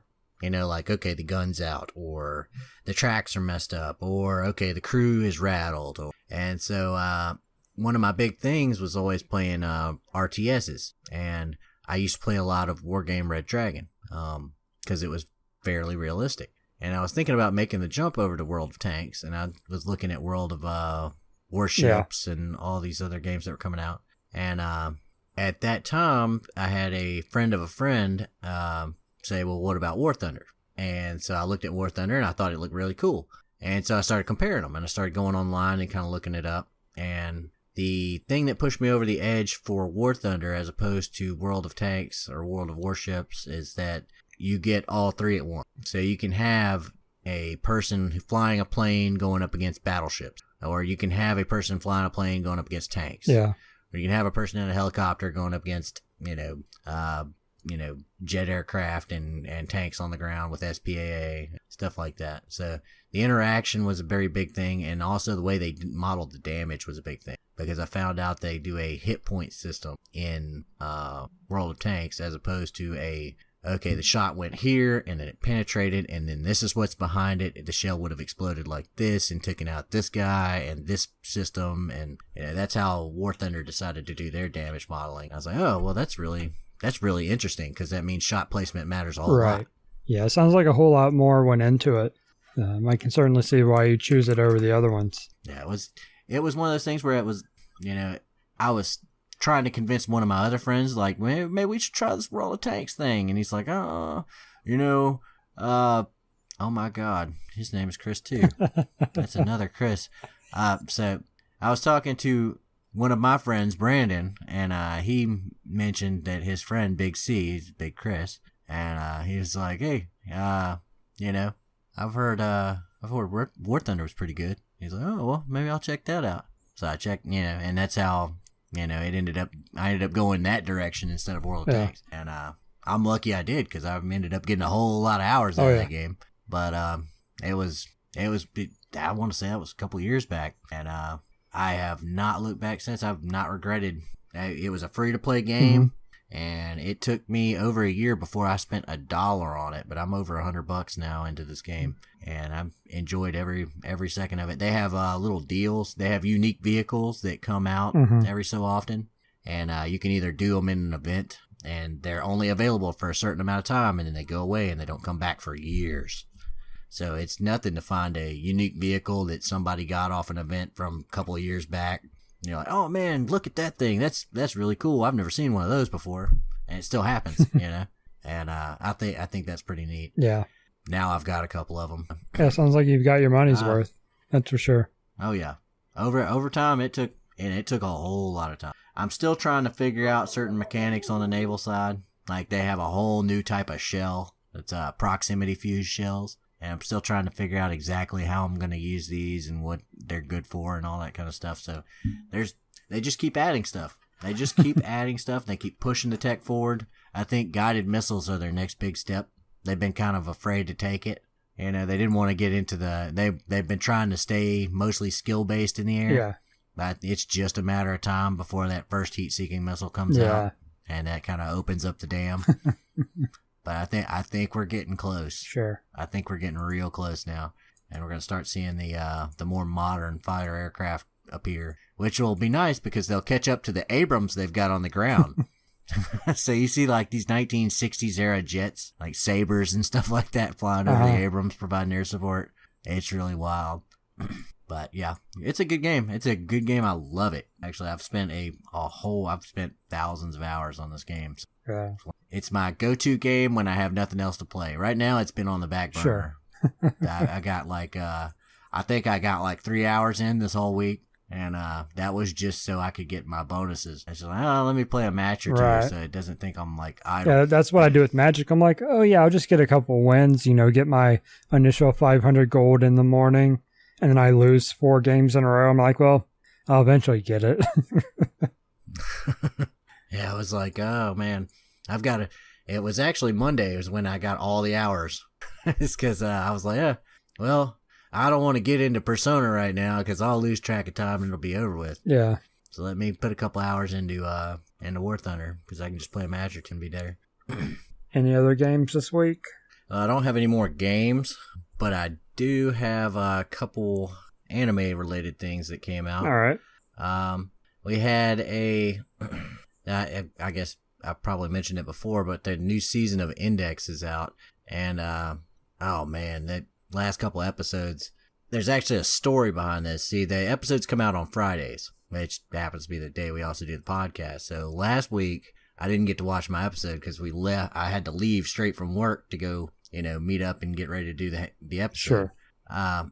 So I get back and I go straight to sleep. I wake up the next morning and I find 30 minutes of free time and I'm like, oh, let me go ahead and watch watch the new episode on Crunchyroll. It just dropped. The damn thing is there, but it's like busted. And I know it's not like, I can see people talking about it online and I'm like, well, maybe it'll work on my phone. So I pull out my phone and I go to look at it on there. Doesn't work. So I write Crunchyroll in their little complaint forum and I'm like, hey, this episode isn't working for whatever reason, and I did all the practical stuff before it came to that. I was like, okay, let me turn off my modem and restart it. Okay, let me restart the Roku and restart my phone. Let me see if there's an update that needs to be downloaded. All those kind of things, just kind of basic troubleshooting. Yeah. This damn thing would not fucking load. It didn't load until Wednesday afternoon. Wow. I know it wasn't Wednesday morning because I tried Wednesday morning. I would try 3 times a day. I'd try first thing in the morning, Like, I wake up pretty early to go to work. Yeah. And sometimes I'm, up late at night. So I give it a shot, like in the AM hours. And nope, didn't work then. And I try first thing, like when I got home from work. And then I try last thing before I go to bed. And this damn thing took almost a week before it finally loaded in. So this episode that I was expecting to watch last Friday, I didn't get to watch till the day before yesterday. Jeez. Oh man. And it was like a really pivotal episode, like some bad stuff had just happened. So what is Index? I haven't heard of that one. Okay, a certain magical index. It's essentially this, and the great thing about this anime is stuff I'm going to elaborate on, but this boy, he's got really terrible luck, and he, is going to school in this place called Academy City. And Academy City is this special place in Japan that the technology there is 30 years ahead of the rest of the world. Okay. So they have like little robots cleaning the streets, and all their stuff is powered by these giant windmills, and everything's electronic from the crosswalks to the police department and all these other things. And they train these special people there called espers. And these espers have a rank from 0 to 5. And mumbo jumbo about augmented reality. Anyway, they use scientific principles to develop magical powers. Sure. Magic-like powers, but they're not magical because in this world they separate magic and science. Okay. So you have the people that rely off mathematics and, scientific principles to manifest powers, and you have people that use magic. And I guess the biggest difference between them would be a person who uses science will typically only have one power, say electromagnetism. That's one of the main characters' powers. Okay.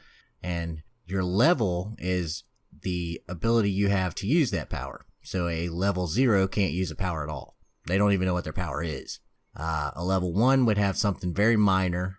A level 2 would have something slightly less minor. A level 3 would have about average control.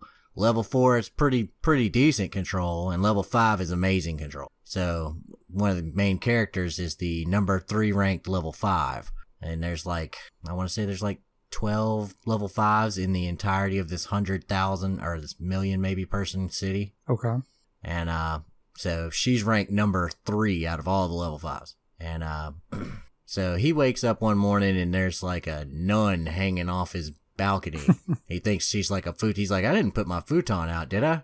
And she wakes up and she's like, yeah, I'm hungry, feed me. And he, hijinks ensue. It kind of starts out like your generic harem anime. So this anime is really good, but it's notoriously hard to get into.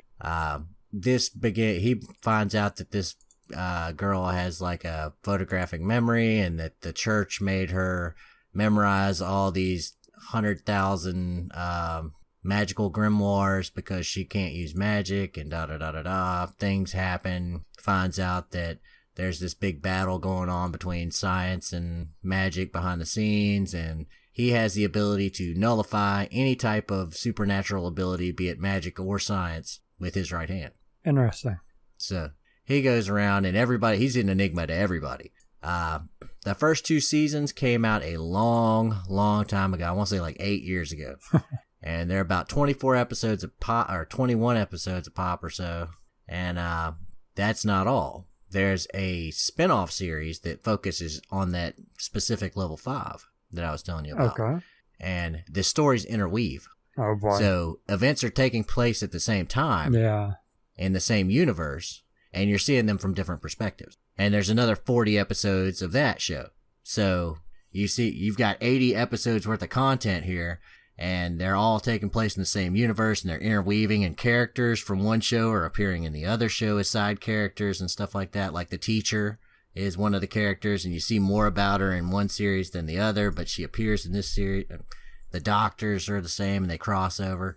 So you're seeing all this this massive amount of crossover, and the really cool thing about it is you have one of the major villains from one of the first arcs in Index is the main antithesis of this other character, and eventually he gets beaten and he kind of sees the error of his ways, and you have this entire redemption story going on. It's so good, but it's really hard to follow if you're not as I'm explaining it right now, this is me skimming over like 90% of the plot. Sure.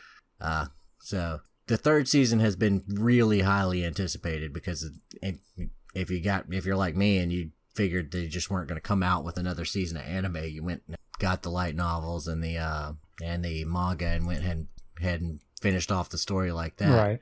But they're into some heavy stuff. They're into some really, really heavy stuff, like major plot shifts are about to occur.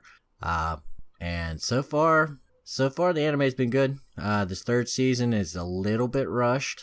They're kind of breezing through some stuff that they probably should take their time with. But you know what? It's more. So I'm not complaining. Finally caught up on a different series I've been watching, The Seven Deadly Sins. The third season of that came out. And I had watched maybe the first 4 episodes of the original thing before I kind of fell off and started watching something else. This was like a couple years back. I saw that the third season had started. I was like, huh, well, since they've got this, maybe I should just go ahead and binge the whole damn thing. Yeah. So I watched the whole damn first season. It's like 20 some odd episodes, and I'm like, holy shit, this is a good anime. I like this. And I've got, based off the first season, I'm thinking 20 episodes a pop. This is like 60 episodes I'm going in for. So I'm great. I love this. This is awesome. Yeah.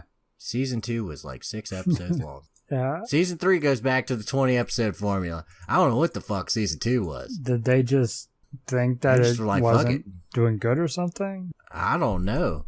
I have no idea. I have yet to look up and see what the actual deal was with season 2. Season 2 was horrifically short. Like, it didn't have a plot arc at all. It's just like, this is their downtime. Huh. And they're done. Okay. I would have hated to end the series like that. If I'd watched that, I'd have been mad. Yeah. Luckily, I could go straight into season 3, which had episodes and a plot. Yeah. But, if I had been waiting at the end of season 1 for season 2 and then that shit dropped, I'd have been irate. Oh, yeah. It's such an odd thing to do. Yeah. So, yeah, that's just one of the little quirks I did. I did notice there's a Persona anime, and like I said, I'm going to wait on that. Another show, one of the breakout shows of this season, is Rascal Does Not Dream of Bunny Girl Senpai. Okay. What? And yeah, that's what I thought when I heard the title. I was like, what the fuck is this? But it's actually a really, really good show. Like, surprisingly good. The main protagonist is obviously a high school boy. No, surprise. And he's just chilling out in the library one day, and this girl walks in a full, like, what Tifa's gonna have bunny costume on. God. And, yeah, we'll get to that later. No, we won't. Quick time events. So he's walking around, and she's just kind of bebopping around this library, looking at people. People are like reading their books, and like she's like dipping her head in, like waving her hands in front of them and dancing around.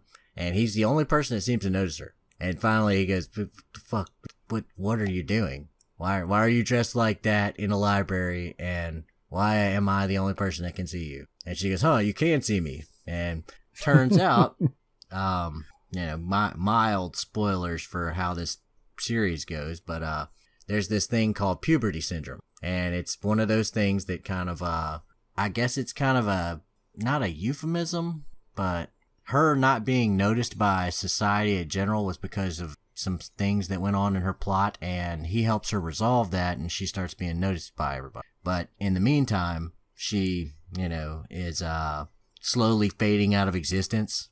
Like, people, like, she can't buy food because nobody at the supermarket notices her. Okay. Yeah, if she picks up a loaf of bread, then nobody even notices the loaf of bread. So she was stealing food and stuff like that. Sure. So, she's trying to live her life. I mean, she was an actress, and she didn't want to be in the spotlight anymore, and she kind of took it too far, I guess. And then now she can't, have normal day-to-day interactions with people. And I guess that was kind of a thing for how the world was treating her, like she faded too far out. But they have other circumstances in the same show that happen like this. And what's really unique about this specific anime is how well done the characters. Like, I don't know how much anime you've watched. Quite a bit. Yeah, the characters get flat a little bit. And a lot of people fall into tropes. Sure. You know, lots of tropes in anime. These characters are very, very, just from everything from the conversations to the little mannerisms they portray. They're all very, very well done. I'm obviously not the only person that had this idea while watching it, but a couple of the major critics that I watch also have highly praised the show for just how well done the character interactions are, because they're so interesting. You can't really boil down personalities in this the way you could with any other anime. I don't know. It's just it's cute to watch these characters interact, if that makes sense. Because they act like real couples. Yeah. So it's just, you know, and he goes around and there are other people with other problems, and they are all similarly kind of done. One, you know, there's a girl that gets stuck in Groundhog Day because she doesn't want to have to face this thing, and then there's a girl that gets split into two people because she's, you know, fighting with herself about a decision of how to act or something like that. And the show's still going on, but it's very unique. You know, if it wasn't for the supernatural elements of how, like, this puberty syndrome stuff worked, then it would still be a good show just to watch the characters. Okay. If that makes sense. Yeah, totally. So the actual motivation of the plot is secondary to how good it is just to, you know, watch these people interact. And so, yeah, breakout hit, sleeper hit, because I had no idea this thing was coming. It just appeared, and I said, oh, you know what, I'll try it. And what's the name of it again? Rascal Does Not Dream of Bunny Girl Senpai. Yep. It's such a convoluted You'd never name. think it. Such a convoluted name, but the guy's a rascal and Bunny Girl is the senpai. So I guess and it's just so good. The way he resolves it and the way it happens, you can see it coming, and you can see it coming. You're like, oh no, it's gonna happen exactly like this, and then it does, and then you're like, oh no. And he's like, nah, I'm the protagonist. Hold my beer. Yeah. So yeah, if I was to make a recommendation for this season, you know, I would definitely go with that. And other anime related news, I found out something major. Okay. Apparently, Neon Genesis Evangelion is coming to Netflix. Yeah, I think I heard about that. That is, I mean, you can't even buy that legally here anymore. Not to my knowledge. Not without some expensive box set. Sure. And now you're going to be able to stream it and the movies on Netflix. This is one of the defining anime, of anime. And it's coming to Netflix. That's amazing. I'll probably rewatch it. Yeah, this timeline has redeemed itself. Yeah, and just as reference, my favorite anime is Ranma 1/2. Ranma 1/2. Yep. You know, I have seen a lot about that, but I've never gotten a chance to watch it. Yeah, I love it. I know he switches genders when it gets exposed to water or something like that. Cold water turns him into a girl. Warm water turns him back to his base form of male. He was born a male. So when he goes to take a bath at night, he turns back into a dude. Assuming he gets a warm bath, yeah. If he gets a cold shower, it's like, oh crap. Yeah, this is based in Japan, and you typically have the, warm bath, but sometimes water's out, Sometimes he's stuck in girl form for a while. Hijinks ensue. It's so good overall. The characters are so good. I can think of so many ways they could play with that, and they probably did. Oh, yeah. How long is that series? It's pretty long. I'd have to actually go back and look, but it's pretty long, and the manga is even longer. I don't know if I've read the entire manga, but I know I've read the stuff that's in it that's not in the anime. Like, I don't think they go all the way to the end of the manga in the anime. So I've read, up to the ending. But it's really good. It's also more of an adult, obviously themed anime. Not like graphic, not like porn adult, but like, okay, he's gonna end up topless. Raunchy jokes. Stuff like. I wouldn't even go that far. He's just gonna end up topless because he's a dude, and it's like, oh, my shirt's wet. Here, let me take off and wring it off. And everybody's is like, dude, at least cover up, And he's just sitting there, chest out. but it's not overly gratuitous, I would say. It's certainly gratuitous, but it's not excessive. And there's so much going on with story and the characters, and yeah, I don't know. I've talked about it a little bit on here, but I read fan fiction. Not what people normally hate on when they think of fan fiction, but I read published authors writing fan fiction type things. People that should be published authors writing fan fiction. I read good stuff, in other words. And Ranma One Half fan fiction is one of the things I go to read. Because that's awesome. See, I didn't know this. Yeah, I've learned something new today. Yeah, it's enjoyable. So where can I get this, or do I have to go scour the back alleys for a DVD box set somewhere? I'm not sure these days. I don't know if it's made its way to Crunchyroll or not. I have not seen it on Crunchyroll. Okay. I'll say that. I have not looked for it specifically, Sure. but I browsed just about every corner of it and I haven't noticed it. Yeah. You might actually have better luck getting the manga, actually. I don't know what the TV stuff's going on yet. See, I do have Bookwalker, so I can probably order it off there, but we shall see. Yeah. Michael and I, we talk about the guy that lived with our aunt and uncle, Andy. He's actually how I watched it as a young child. Definitely shouldn't have been watching it, but he had the entire series, so I'd get to watch it. So he's like the good uncle. Yeah, he's like that uncle that sneaks you the whiskey. Like, hey, you want to try this? Yeah. So I got to watch it. He had the manga too. He had a lot. He had adult mangas too, but we won't talk about that. Oh no. Yeah. But yeah, he got me into it. Chris. And then I ended up, looking it up online, finding out there were movies, watching those. Yeah, great series. That's good. I like that. Like, see, because that's one of the things the first anime that I really, really got into was Tenchi Muyo. Yeah. And that was, growing up where I grew up, it was just, there was absolutely zero access to any kind of anime store or the closest I could get to anime growing up was those late night commercials where you hear about Japanimation. Yeah. It's like, call this 900 number and order this overpriced trash. I still have this booklet. I found it when I was going through my storage unit before I moved. It is I don't know if it's Funimation or I think it's actually a combination of anime companies. It wasn't specific to one publisher or whatever. You would call Funimation. I don't even know what the proper term is now. But it was all the animes, and you could order them out of the catalog. And I just had it as a list of animes, a reference point. Okay, I want to watch this one. I want to watch this one. I want to watch this one. And over the years, I've watched some of them, but there's still some I've never had a chance to watch. I actually hadn't watched Neon Genesis Evangelion until after I'd played Xenogears the first time, and I was hearing online, oh no, it's heavily based on this, and then and it's like, what the fuck are you doing playing that if you haven't seen this anime? You need to go you need to go watch this right now. And so I scoured the corners of the internet for good fan subs until I finally got one, because it is really hard to get a hold of one. Yeah, I mean, if you don't know somebody that's got a set and let you borrow it. Exactly. And a lot of the old animes have been like that too.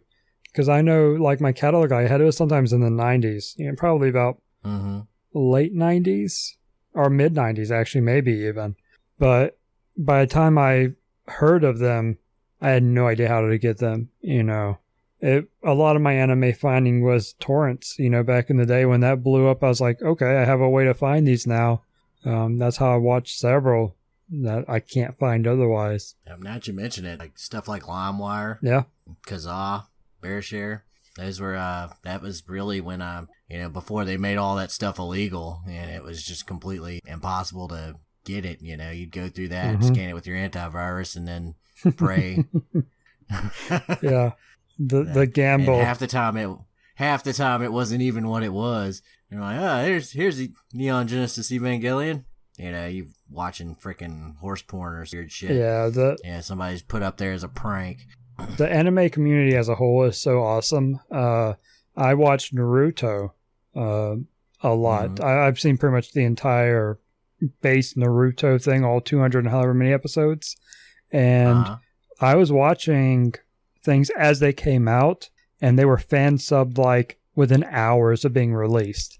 It was awesome. I would actually download it, watch it, and then put it on a thumb drive and take it to school. This was middle school, maybe my freshman year of high school, and plug it into the computer there. And me and a couple of the other, anime nerds in the room, we would watch the episode of Naruto. That was our morning routine.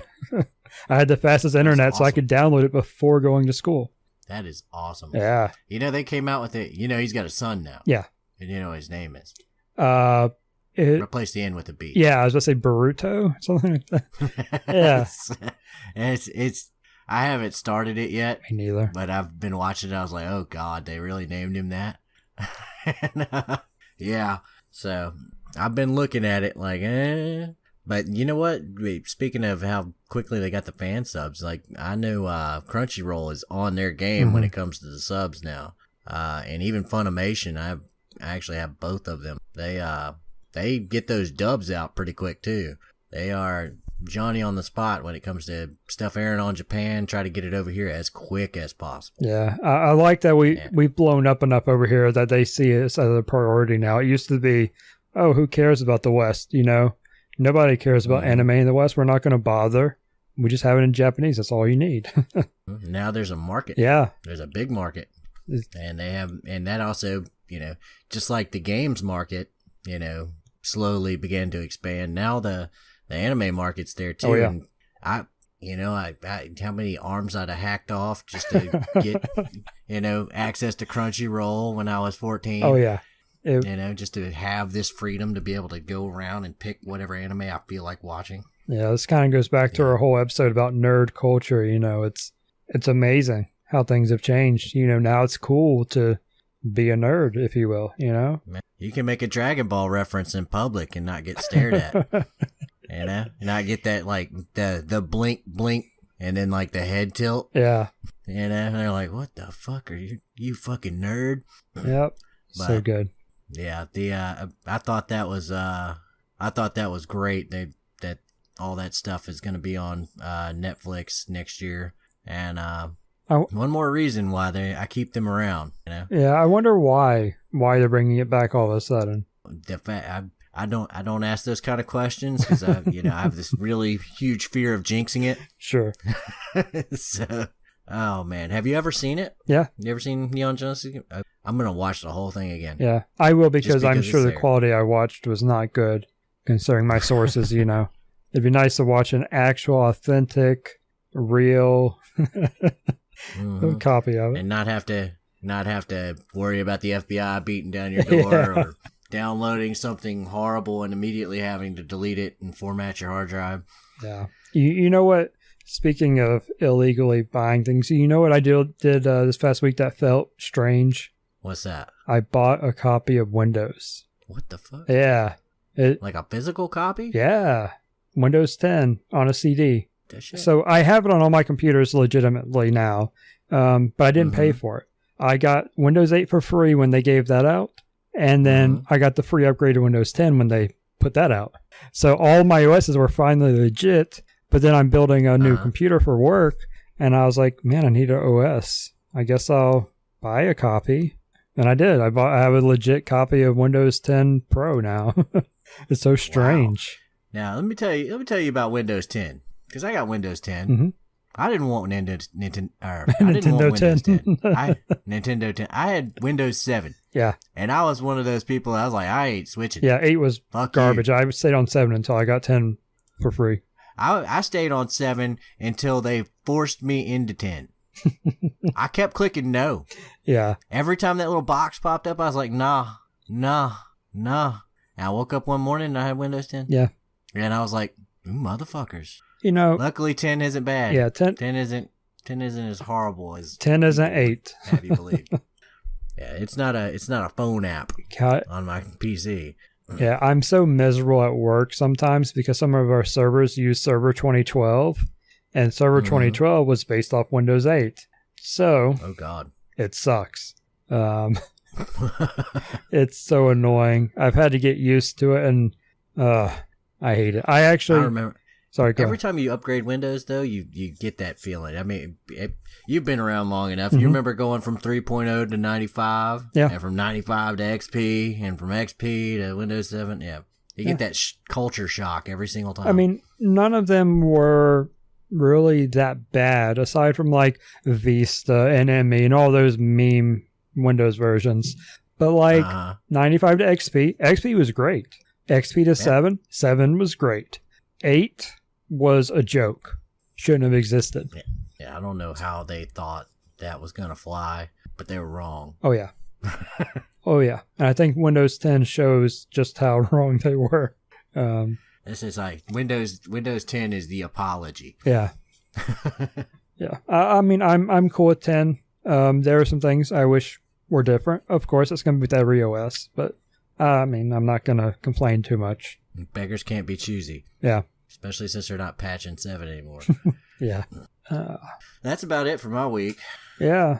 Something I forgot to mention, kind of along the same line I was talking about, I'm actually building another computer.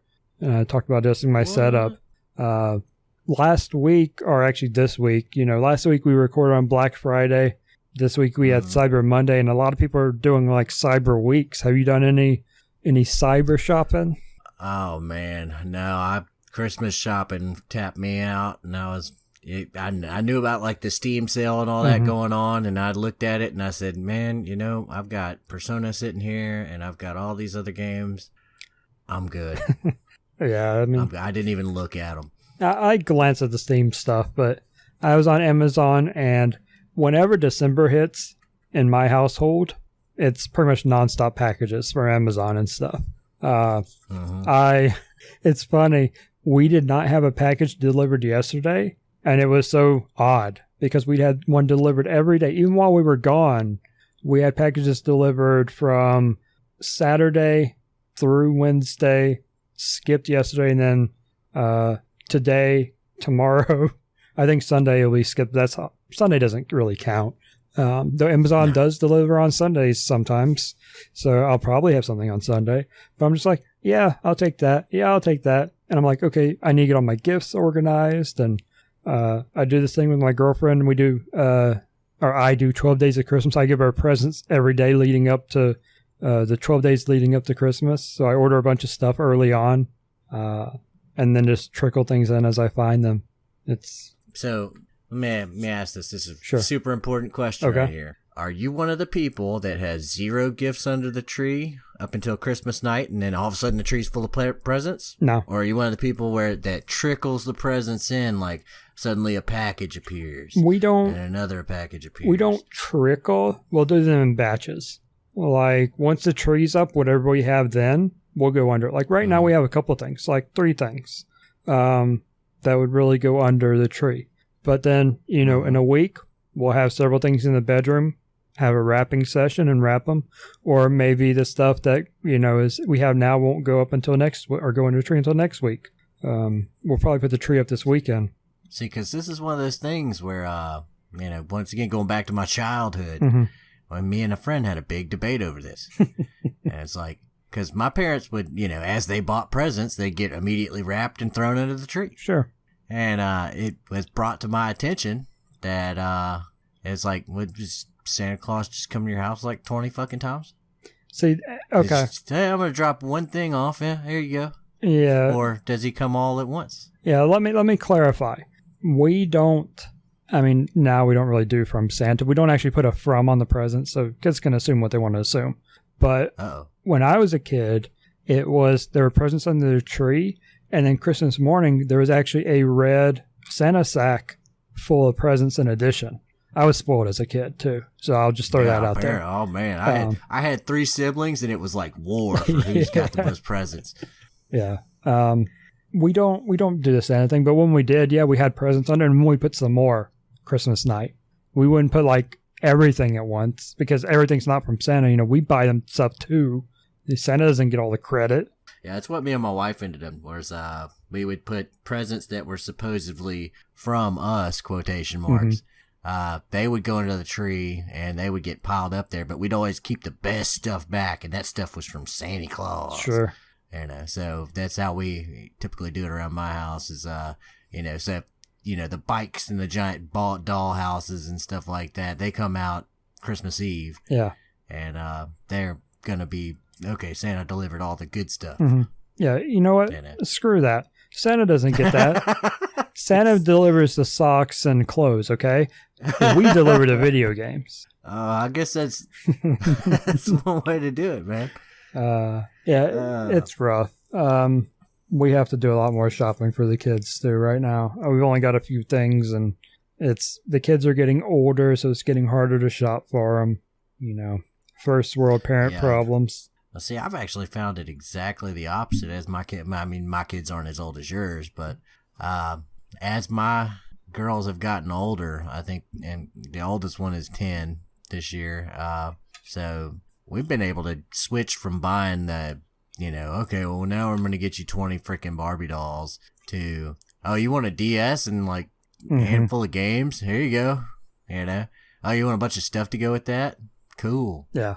So the gifts have gotten smaller, but they've gotten more targeted, and I can push them into the kind of games I want them to play. Like, like Pokemon's under there this year and all that kind of stuff. Last year they all got 3DSs. So nice. I got mine a 2DS because she was prone to breaking things. Yeah, my youngest has got a 2DS. Yeah. She was in there cracking out on that before she went to bed tonight, and I was like, you gotta get off that. You gotta go to bed. Yep. But yeah, it warms my heart to see her just cracking out on it. She's long since lost the stylus, so she's using her finger to run this little person around. Yeah. I think my daughter actually has a replacement one in hers, or it might have been her last 2DS. Because this is actually got a cup full of third one. But yeah, I love the 2DS. I mean, I have one for myself instead of a 3DS because I didn't want to pay for the money because I didn't know how much I'd play it. I want a 3DS XL now because I want the bigger screen and stuff. But if stuff keeps coming to the Switch, I don't need one. There you go. I mean, the Switch is the thing we're debating right now. Should we just go ahead and get the Switch 2 or right now, I think with all the rest of the presents we got them, we're gonna hold off on that till one of them's birthday. Yeah, but that's what we're doing this year. I have one, but we're gonna get one separate because I don't want to share. That's the biggest thing around here is I got 3 kids. There needs to be 3 separate things to entertain them. Sure. So I'm thinking one of them's getting a TV and the other 2 are getting consoles. Sure. So, tit for tat. Yeah. But it's a balancing act. Can't let the balance of power tip too far on one side or you'll hear about it for the rest of the year. Yeah, when it's been annoying. I don't really care, but my girlfriend, she's always like, all right, well, we have one more for her than we do for him, or one more for him than we do for her. I'm like, oh my God, it doesn't have to be exactly even. But sure enough, she'll find something else, or she'll wrap them to where they're the same number of packages. It's like, that doesn't change it. It does, as long as the worth is there. So the importance, I guess, is what's the significance of each. Yeah, we end up, because of, the whole gaming thing, we just end up doing a lot of joint gifts, unless they're getting their version of a game. Like, sure, we split it up. Okay, the boy, we'll let one of them choose which version of Pokemon they want. So he gets Pokemon Moon. Okay, well, she gets Pokemon Sun, But if it's like... Switch when they beat them. Yeah, well, Pokemon, I mean, Nintendo handheld games are a little odd with those saves and all that. I don't know if you were on the episode we talked about. I think this was early on, while you were still MIA. My daughter actually wiped out my Pokemon save at one point. Oh, God. Her DS literally went in the trash. I had to dig it back out after I calmed down. I was like, and she lost it for months after that. I was like, this is not something you do. You shouldn't, and I had already told her recently, do not even delete your own save data. You don't need to restart the game. Pokemon is not a game you restart. There's no point. You're going to do the same thing. Why would you restart it? And then she took my game because I think I'd taken hers. So she was playing mine secretly. So not only was she, bypassing. Not supposed to be on there. Yeah. She took mine and restarted it. So all my progress, I beat the game. And she's lucky she didn't end up orphaned. So I made my anger with that very clear. Oh my God. Wow. Don't you wanna turn Chris from a mild mannered computer guy into the devil. Fuck with the saves. Yeah. Oh man. That is I had a friend do that to me with Chrono Trigger. Oh man, it was bad. He came over to my house and we were doing something. There was a I remember what it was. I had 2 or 3 friends stay the night for a birthday party. Mm-hmm. And he came over and he was just one of them, and I had put Chrono Trigger and all my RPGs off into a corner, away from the other games, the multiplayer games. Right. Specifically so people wouldn't fuck with my save files. Well, we got to doing something else in the backyard or something, just kind of fucking around. And he came back in early because he was going to get some water or something, and he just decided to chill out in the room. Well, a couple hours went by. We came back out, and I walk in, see him playing Chrono Trigger. I'm like, that's cool. And I'd sit there and guide him through like the first fucking couple hours of the game and da-da-da. This motherfucker overwrote my save. Mm-mm. He overwrote it. As I was saying, he overwrote the New Game Plus save file that I had like meticulously like ground out all the extra stuff to make sure all the stats were fucking maxed out and all that. Yo, it was bad. It was so bad. He killed like a couple 100 hours worth of gameplay. That was the one where I was fishing to try to get the the developer room ending, where you can go and talk with all the people out of character and stuff like that. So I was livid for days. Like I wouldn't talk to him. I was so mad. I was going to say, that's why you say you had a friend that did that. Yeah, I had a friend. He became my mortal enemy the moment Yeah. But I didn't figure it out till the next day. Mm-hmm. So he was lucky he was out of earshot when it happened. As I came in there screaming. Mom and Dad like, what the hell is your problem? I'm like, fucking God. Yeah. And they were like, you can't come. And oh, it was bad. And speaking of video game stuff, the PlayStation Classic comes out Monday. Monday? Yeah. I had mentioned having it pre-ordered. I guess it is December already. Yeah. Holy shit. This year's flown. But I went on GameStop because that's where I did my pre-order, and I went to order, a Christmas present on there with the Cyber Monday deal they had. And it's like, hey, this is still in your cart. I'm like, what is? And I look, it's the PlayStation Classic. Right. I don't know how my pre-order didn't go through. I mean, I'm pretty sure I went through the whole process. But I was like, oh God. And I'm lucky, it's not selling out like the others did. And I was just screwed on it. So I was like, all right, yeah, go through. Give me my new stuff. Give me that. So, okay.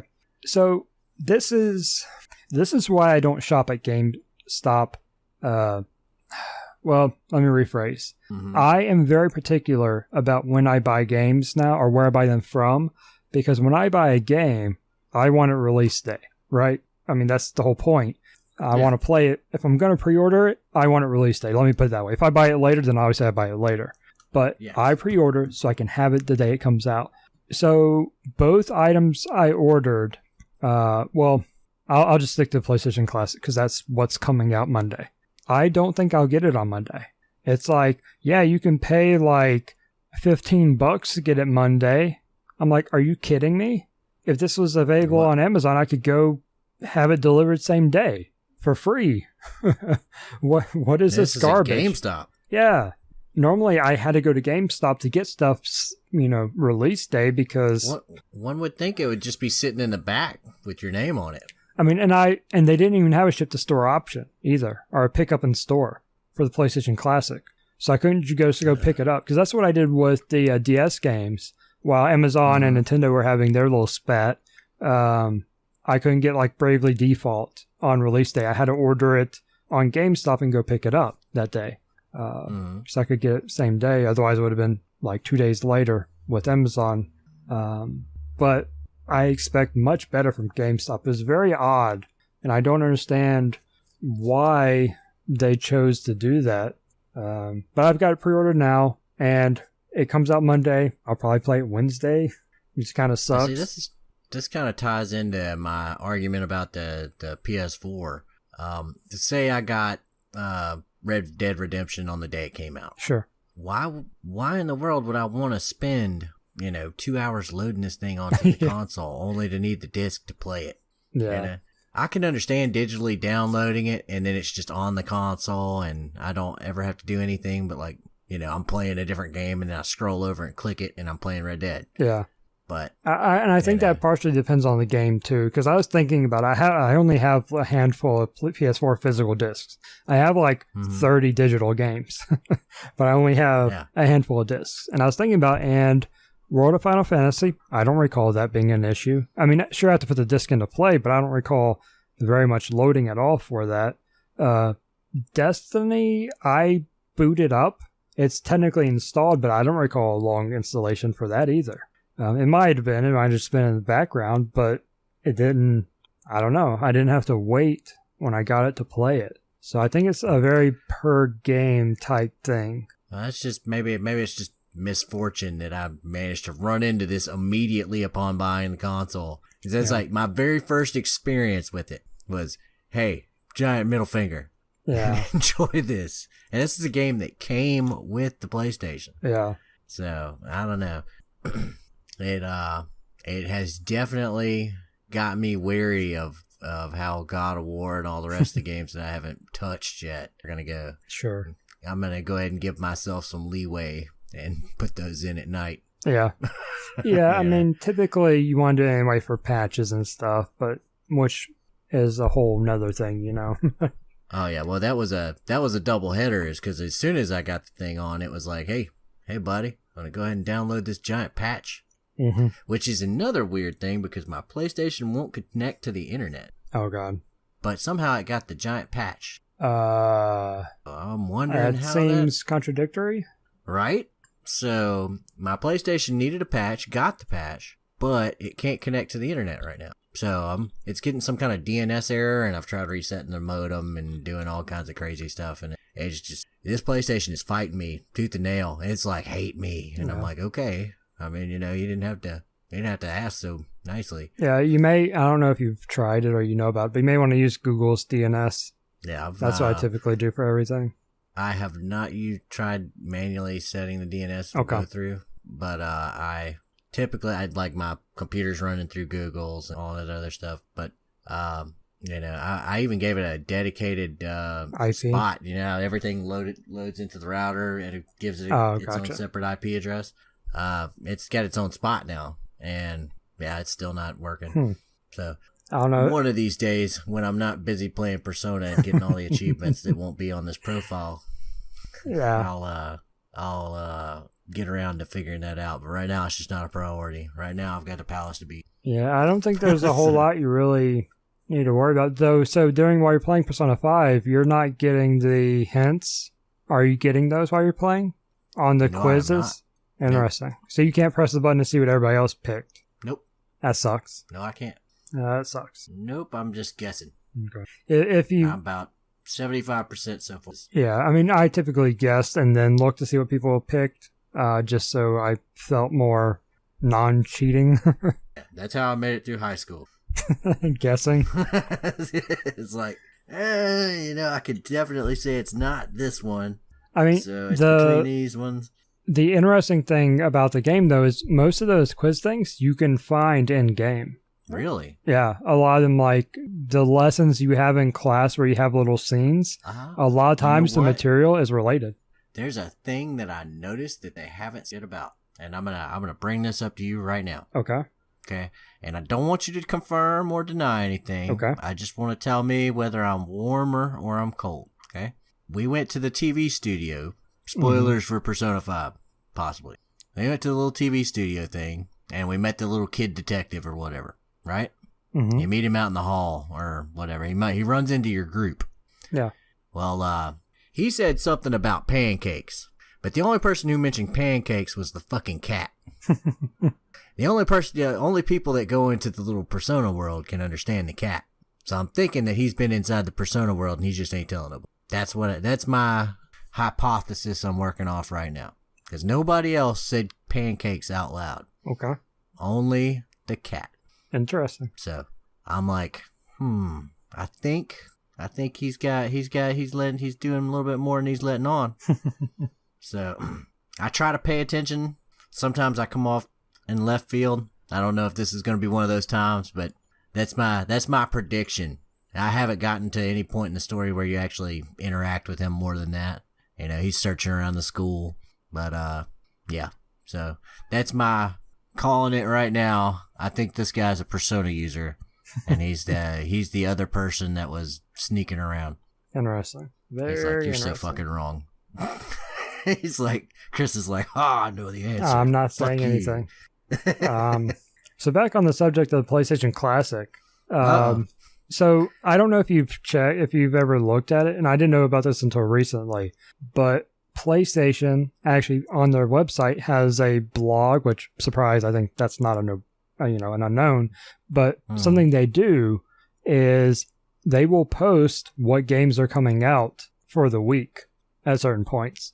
And I found so many games, I was like, oh, I didn't even know that was a thing.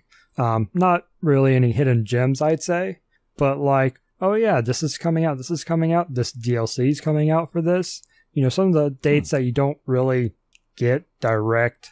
You would think that would be like a scrolling thing on the PlayStation 4.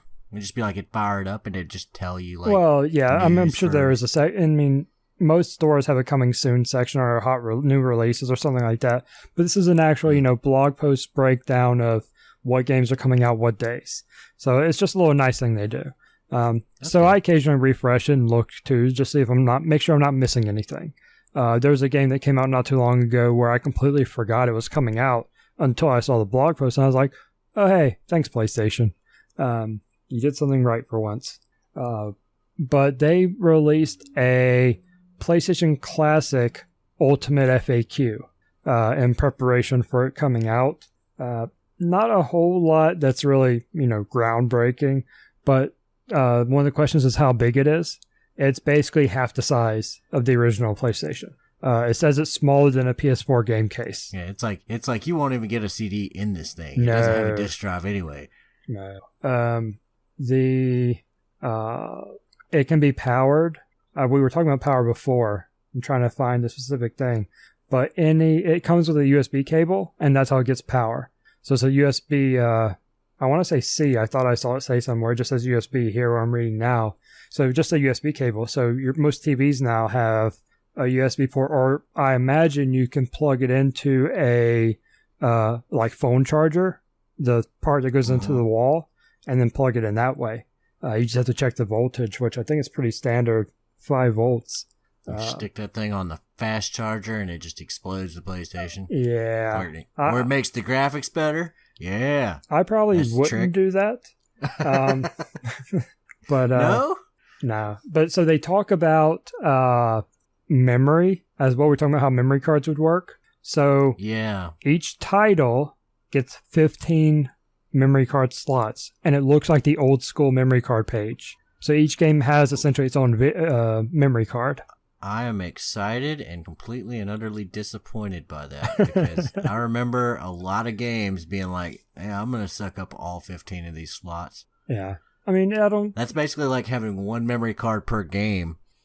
But if you remember, games specifically like Gran Turismo and stuff like that, which I know was not on there, but they were like, let me just take this whole memory card from you forever. Yeah. So I don't think any of the games on here are really that concerning as far as memory goes, but it's cool. Oh yeah. Something else they have on here is how do disc changes work, because like Final Fantasy VII, multiple discs. So when you reach the end of it, you press the open button and it'll take you to the next disc. Wow. So you're like virtually changing discs. Nice. Yeah. All right. So here, question time, Q&A time. All right. We're going to do a mental exercise here. Oh, God. It's Monday. You got no more work to do. Mm-hmm. Your PlayStation is sitting right in front of you now. You're firing it up. You've scrolled through the games and looked at them all. What's the first thing you play? So there'll probably be an order to this. It probably won't be sitting down playing one thing all the way through first.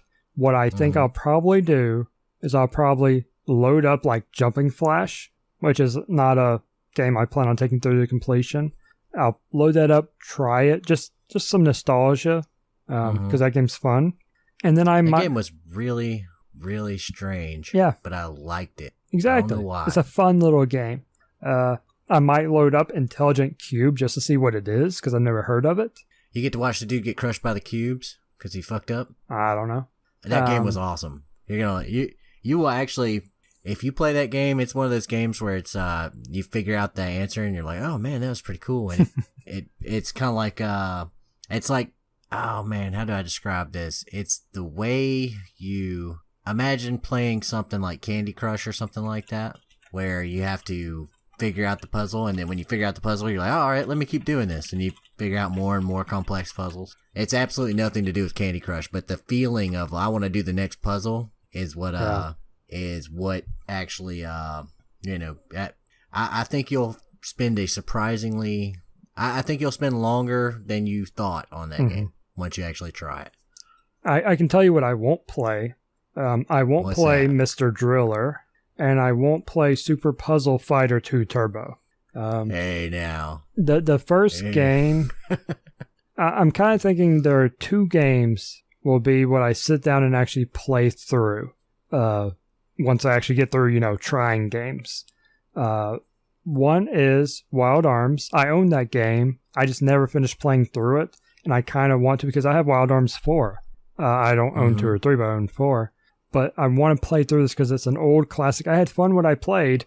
It's just one of those games that I got sidetracked, back in the day, never finished. I want to finish it.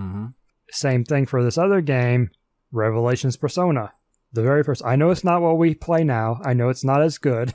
I know it has its weirdness to it, but I want to play it. I played it back in the day. I put some time into it. I want to actually get through where, this originated. I'm surprised that game is on the PlayStation Classic. I'm not. I am wary of I remember.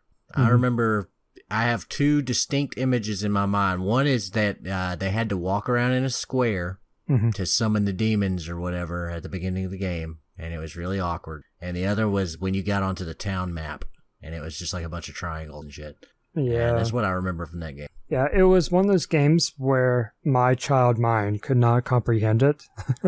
I'll just straight up admit that I did not understand it, and I was like, yeah, this is cool. I don't know what I'm doing, but okay, I'm walking around world map. Hey, there's a crosswalk. I have to wait for the car to go by. Okay, sure. Okay, what am I supposed to be doing? Okay, I guess I'm... It's like, I didn't read all that giant wall of text, so, I guess I'll go play Final Fantasy VII now. I guess I'll go play the better game. Yeah. That's probably something I won't play on it for a long time. I'm sure I will. When next time I get the urge to play 7, I'll load it up on it just to see how it plays in comparison to emulator and whatnot, which is what I play on now. I own it, but I'm not going to bust out my PlayStation. Yeah, I've been thinking about buying it on Steam.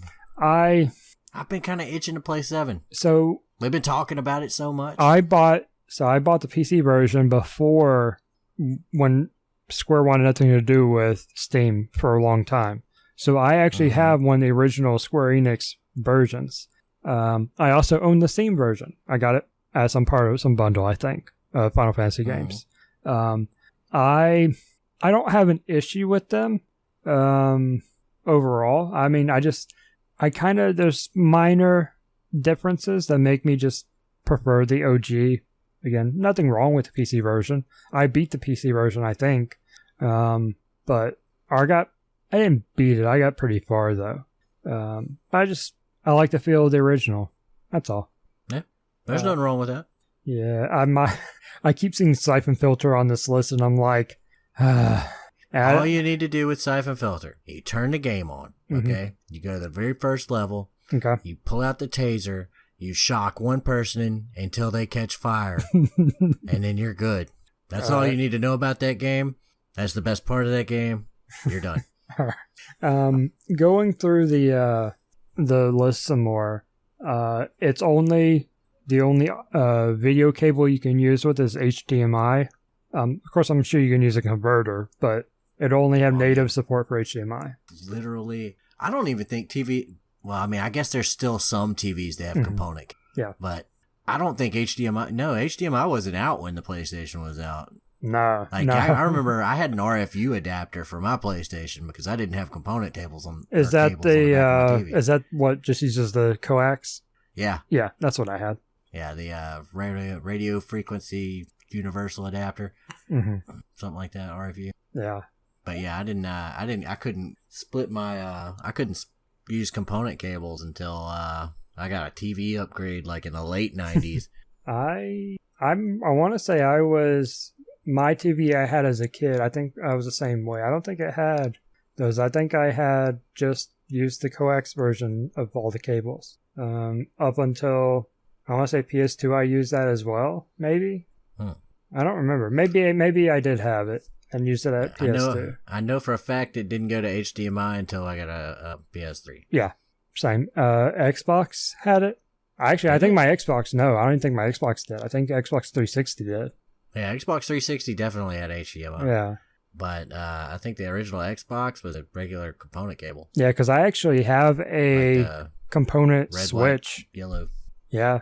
I have a component switch because I've had all the consoles. So it had the Wii with component cables, the Xbox and Xbox 360 hooked up at the same time at one point to it, and PS2, I want to say. All hooked up to this switch. It was like a 4N. I think that's right. Yeah. Yeah, I remember in the back of my Atari, I had like this thing that like screwed into the back of the TV. You remember that thing? Nope. Okay, it's like two forks. It was like two little bands with forks, and you actually had to like put them under some screws in the back of the TV and like screwdriver them on in. Is that? And on this thing, it had a switch that said TV, other. Yeah. And you had to switch it down to other to see the Atari. It was, man. How technology has proceeded. So there's a question about using DualShock controllers with the PlayStation Classic or the original ones. You can only use PlayStation Classic controllers. So you can't bust out your old ones you have. I wanted to see... Well, yeah, when it says PlayStation Classic controllers, does that actually mean only the ones it comes with or PS1 controllers? I believe only the ones it comes with. Multiplayer, they ask about... ask which games. I mean, that's a no-brainer for us at this point. We know which games are multiplayer. System Link? No, that's not there. Yeah. That was rarely used, but I have seen it used. Yeah. I had a friend that had Doom, and in order to play this, you had to have 2 TVs, 2 PlayStations, and 2 copies of Doom. But you could play it in a straight up, like, one person had their own TV, the other person had their own deathmatch. Yeah. They ask if it's going to connect to PSN. The Classic is entirely offline. There's no internet capabilities, which doesn't surprise me. That's expected. It's a PlayStation 1. It didn't have... What? The PlayStation 1 didn't have internet? It asks if there's a disc reader. No, of course not. It's not even big enough to fit a disc. Yeah. It's not as big as a Walkman, is it? They said it's smaller than a PS4 case, game case. God damn. Yeah. So you could probably fit a CD in it, but that would be the entire thing. It'd be completely filled by the CD. Yeah. One of my favorite things they have on this article is the question is, will the PS Classic include the original startup sound? And the answer is yes. Once you turn it on, you will hear the iconic startup sound. And underneath it, they have a GIF of the startup screens. And the caption under it is, raise your hand if you can hear this GIF. It's great. I can raise my hand from here. Yeah. Just thinking about it. Oh, man. And I guess the final relevant question on here that is what kind of upscaling it does. It says it outputs it in 720 or 480 depending on your screen, and that your TV will upscale it more. So not bad. I mean, I don't expect much better. I mean, there's no. I mean, 1080 would be a pipe dream to 1995 tech. Okay. Yeah. You come back with that, and they'll be like, "Where did you steal what secret government facility did you steal this TV?" You know? Yeah. I mean, these are all OG games. They're not remasters, so you can only expect so much. I'm surprised they even have 720p listed on there. The problem with doing it like they're doing it, Mhm. and it's not so much of a problem. It's just you really want to that.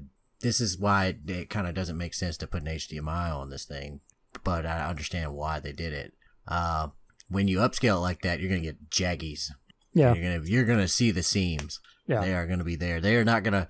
There is no CRT TV fusing the polygons where they need to be fused. So you don't even have the option to play this on an old TV because it's HDMI. So even if you've got a CRT just sitting around that you've kept waiting in anticipation for this day, you can't use it. Yeah. I mean, maybe they've got something that scales down to component cables or RFU. I mean, from HDMI. I have so many adapters I bought over the years because I get so frustrated with things not working like I want them to. Like, I was trying to get things to go to a coax cable because that's all my TV had on it. I could not, so I was trying to find a component to coax adapter, trying to get it, and I think I bought one, but it was like reversed, and which wasn't what it said on the website, because I couldn't get it from like, Amazon or GameStop. I got it from some other site where I normally wouldn't ever buy something from, and sure enough, I shouldn't have anyway, because it's been sitting. I think I finally might have thrown it out. It might be in one of my computer part boxes. I don't know. It never got used. Man, anyway. Let me tell you, I've got a box of connectors in my attic. It's up there with all the rest of my gaming stuff, my old gaming stuff. But yeah, God knows if I was to get up there and actually go through it and sort it, I'm pretty sure I could sell some of that stuff to a museum. Yeah, I've got all my stuff organized into bins. I don't know why, but I buy all the different size bins from Walmart that holds random stuff. I've got basically a console per box. So like I've got the Nintendo 64 box. It has my Nintendo 64, my Perfect Dark cartridge, my controllers, and the cables, audio-visual cables. And that's that bin. And then I have another one. It's the PlayStation one. So you played Perfect Dark in its prime, huh? Oh yeah. I loved it. I played that. So I didn't own GoldenEye. I played GoldenEye at friends, but most of my friends didn't have GoldenEye. I really only played GoldenEye when at like our grandma's neighbor's house. So I mostly played Perfect Dark with my friends. That's what we had. And see, that's the thing is I'm exactly the opposite. And I only played Perfect Dark whenever I met up with like that one or two people that had it and that I knew of. And I was going to ask you, like, what was your feeling about that game? Oh, I love it.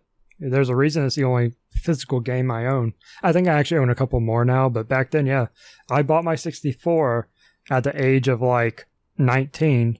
And I bought the 64, or I bought the 64. I bought the Perfect Dark cartridge. Got home, realized that I didn't buy the expansion pack, which you need for the Perfect Dark multiplayer or whatever it is. So I had to go back and buy the expansion pack for the 64, and then I could play the multiplayer. I was playing against bots, but still, that's just it's so much fun.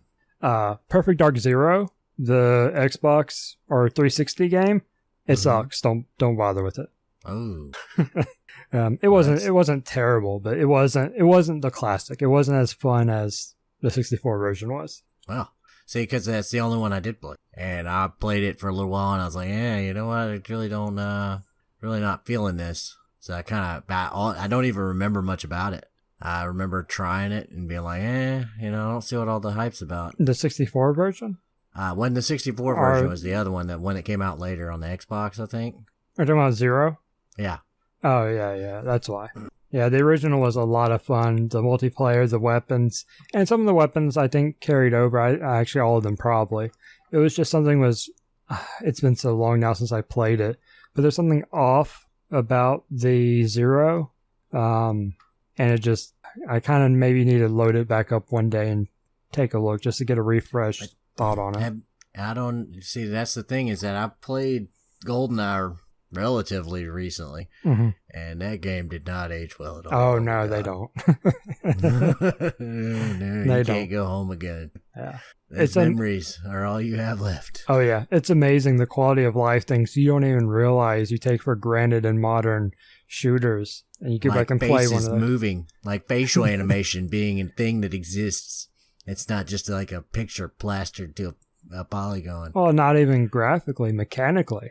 Like, I'm trying to think of what it was. You couldn't zoom except on certain weapons. Kind of like Halo did with some of the series, some of the weapons. Like Call of Duty did the massive leap forward in that you could look through the iron sights of every single weapon. Yeah. And you pressed one of the triggers and it instantly raised the weapon to your shoulder. Yeah. So there were other changes. Like the way you turn and stuff in the game is odd now. I think there's no sprint or there's no jump, type things. Which in a shooter jump is what it is. That depends on the game. But it's still very odd to go back and go, oh, my buttons don't do very many things. Yeah, that's one of them. Just looking at like the AI for GoldenEye and the graphics and the controls, and it's like, yeah, man, you just walk away with your memories and don't do it. Don't look back. Yeah. All right. So anything else before I do my Michael impression? Your Michael impression? Yeah. Why, whatever do you mean? So there you have it, folks. Our first episode without Michael. Let us know what you thought. Should we just boot him and promote Meet Him Producer? What'd you think about the games we talked about? Do you like Celeste? Do you not like Celeste? Is it your game of the year? Let us know. As always, we'd love to get your feedback. There are many ways you can do that. You can search for us on Facebook, End of Timecast. That might be how you found us right here. We have an email at endoftimecast@gmail.com. That's endoftimecast@gmail.com. No funny numbers in there. Just spell it as you heard it.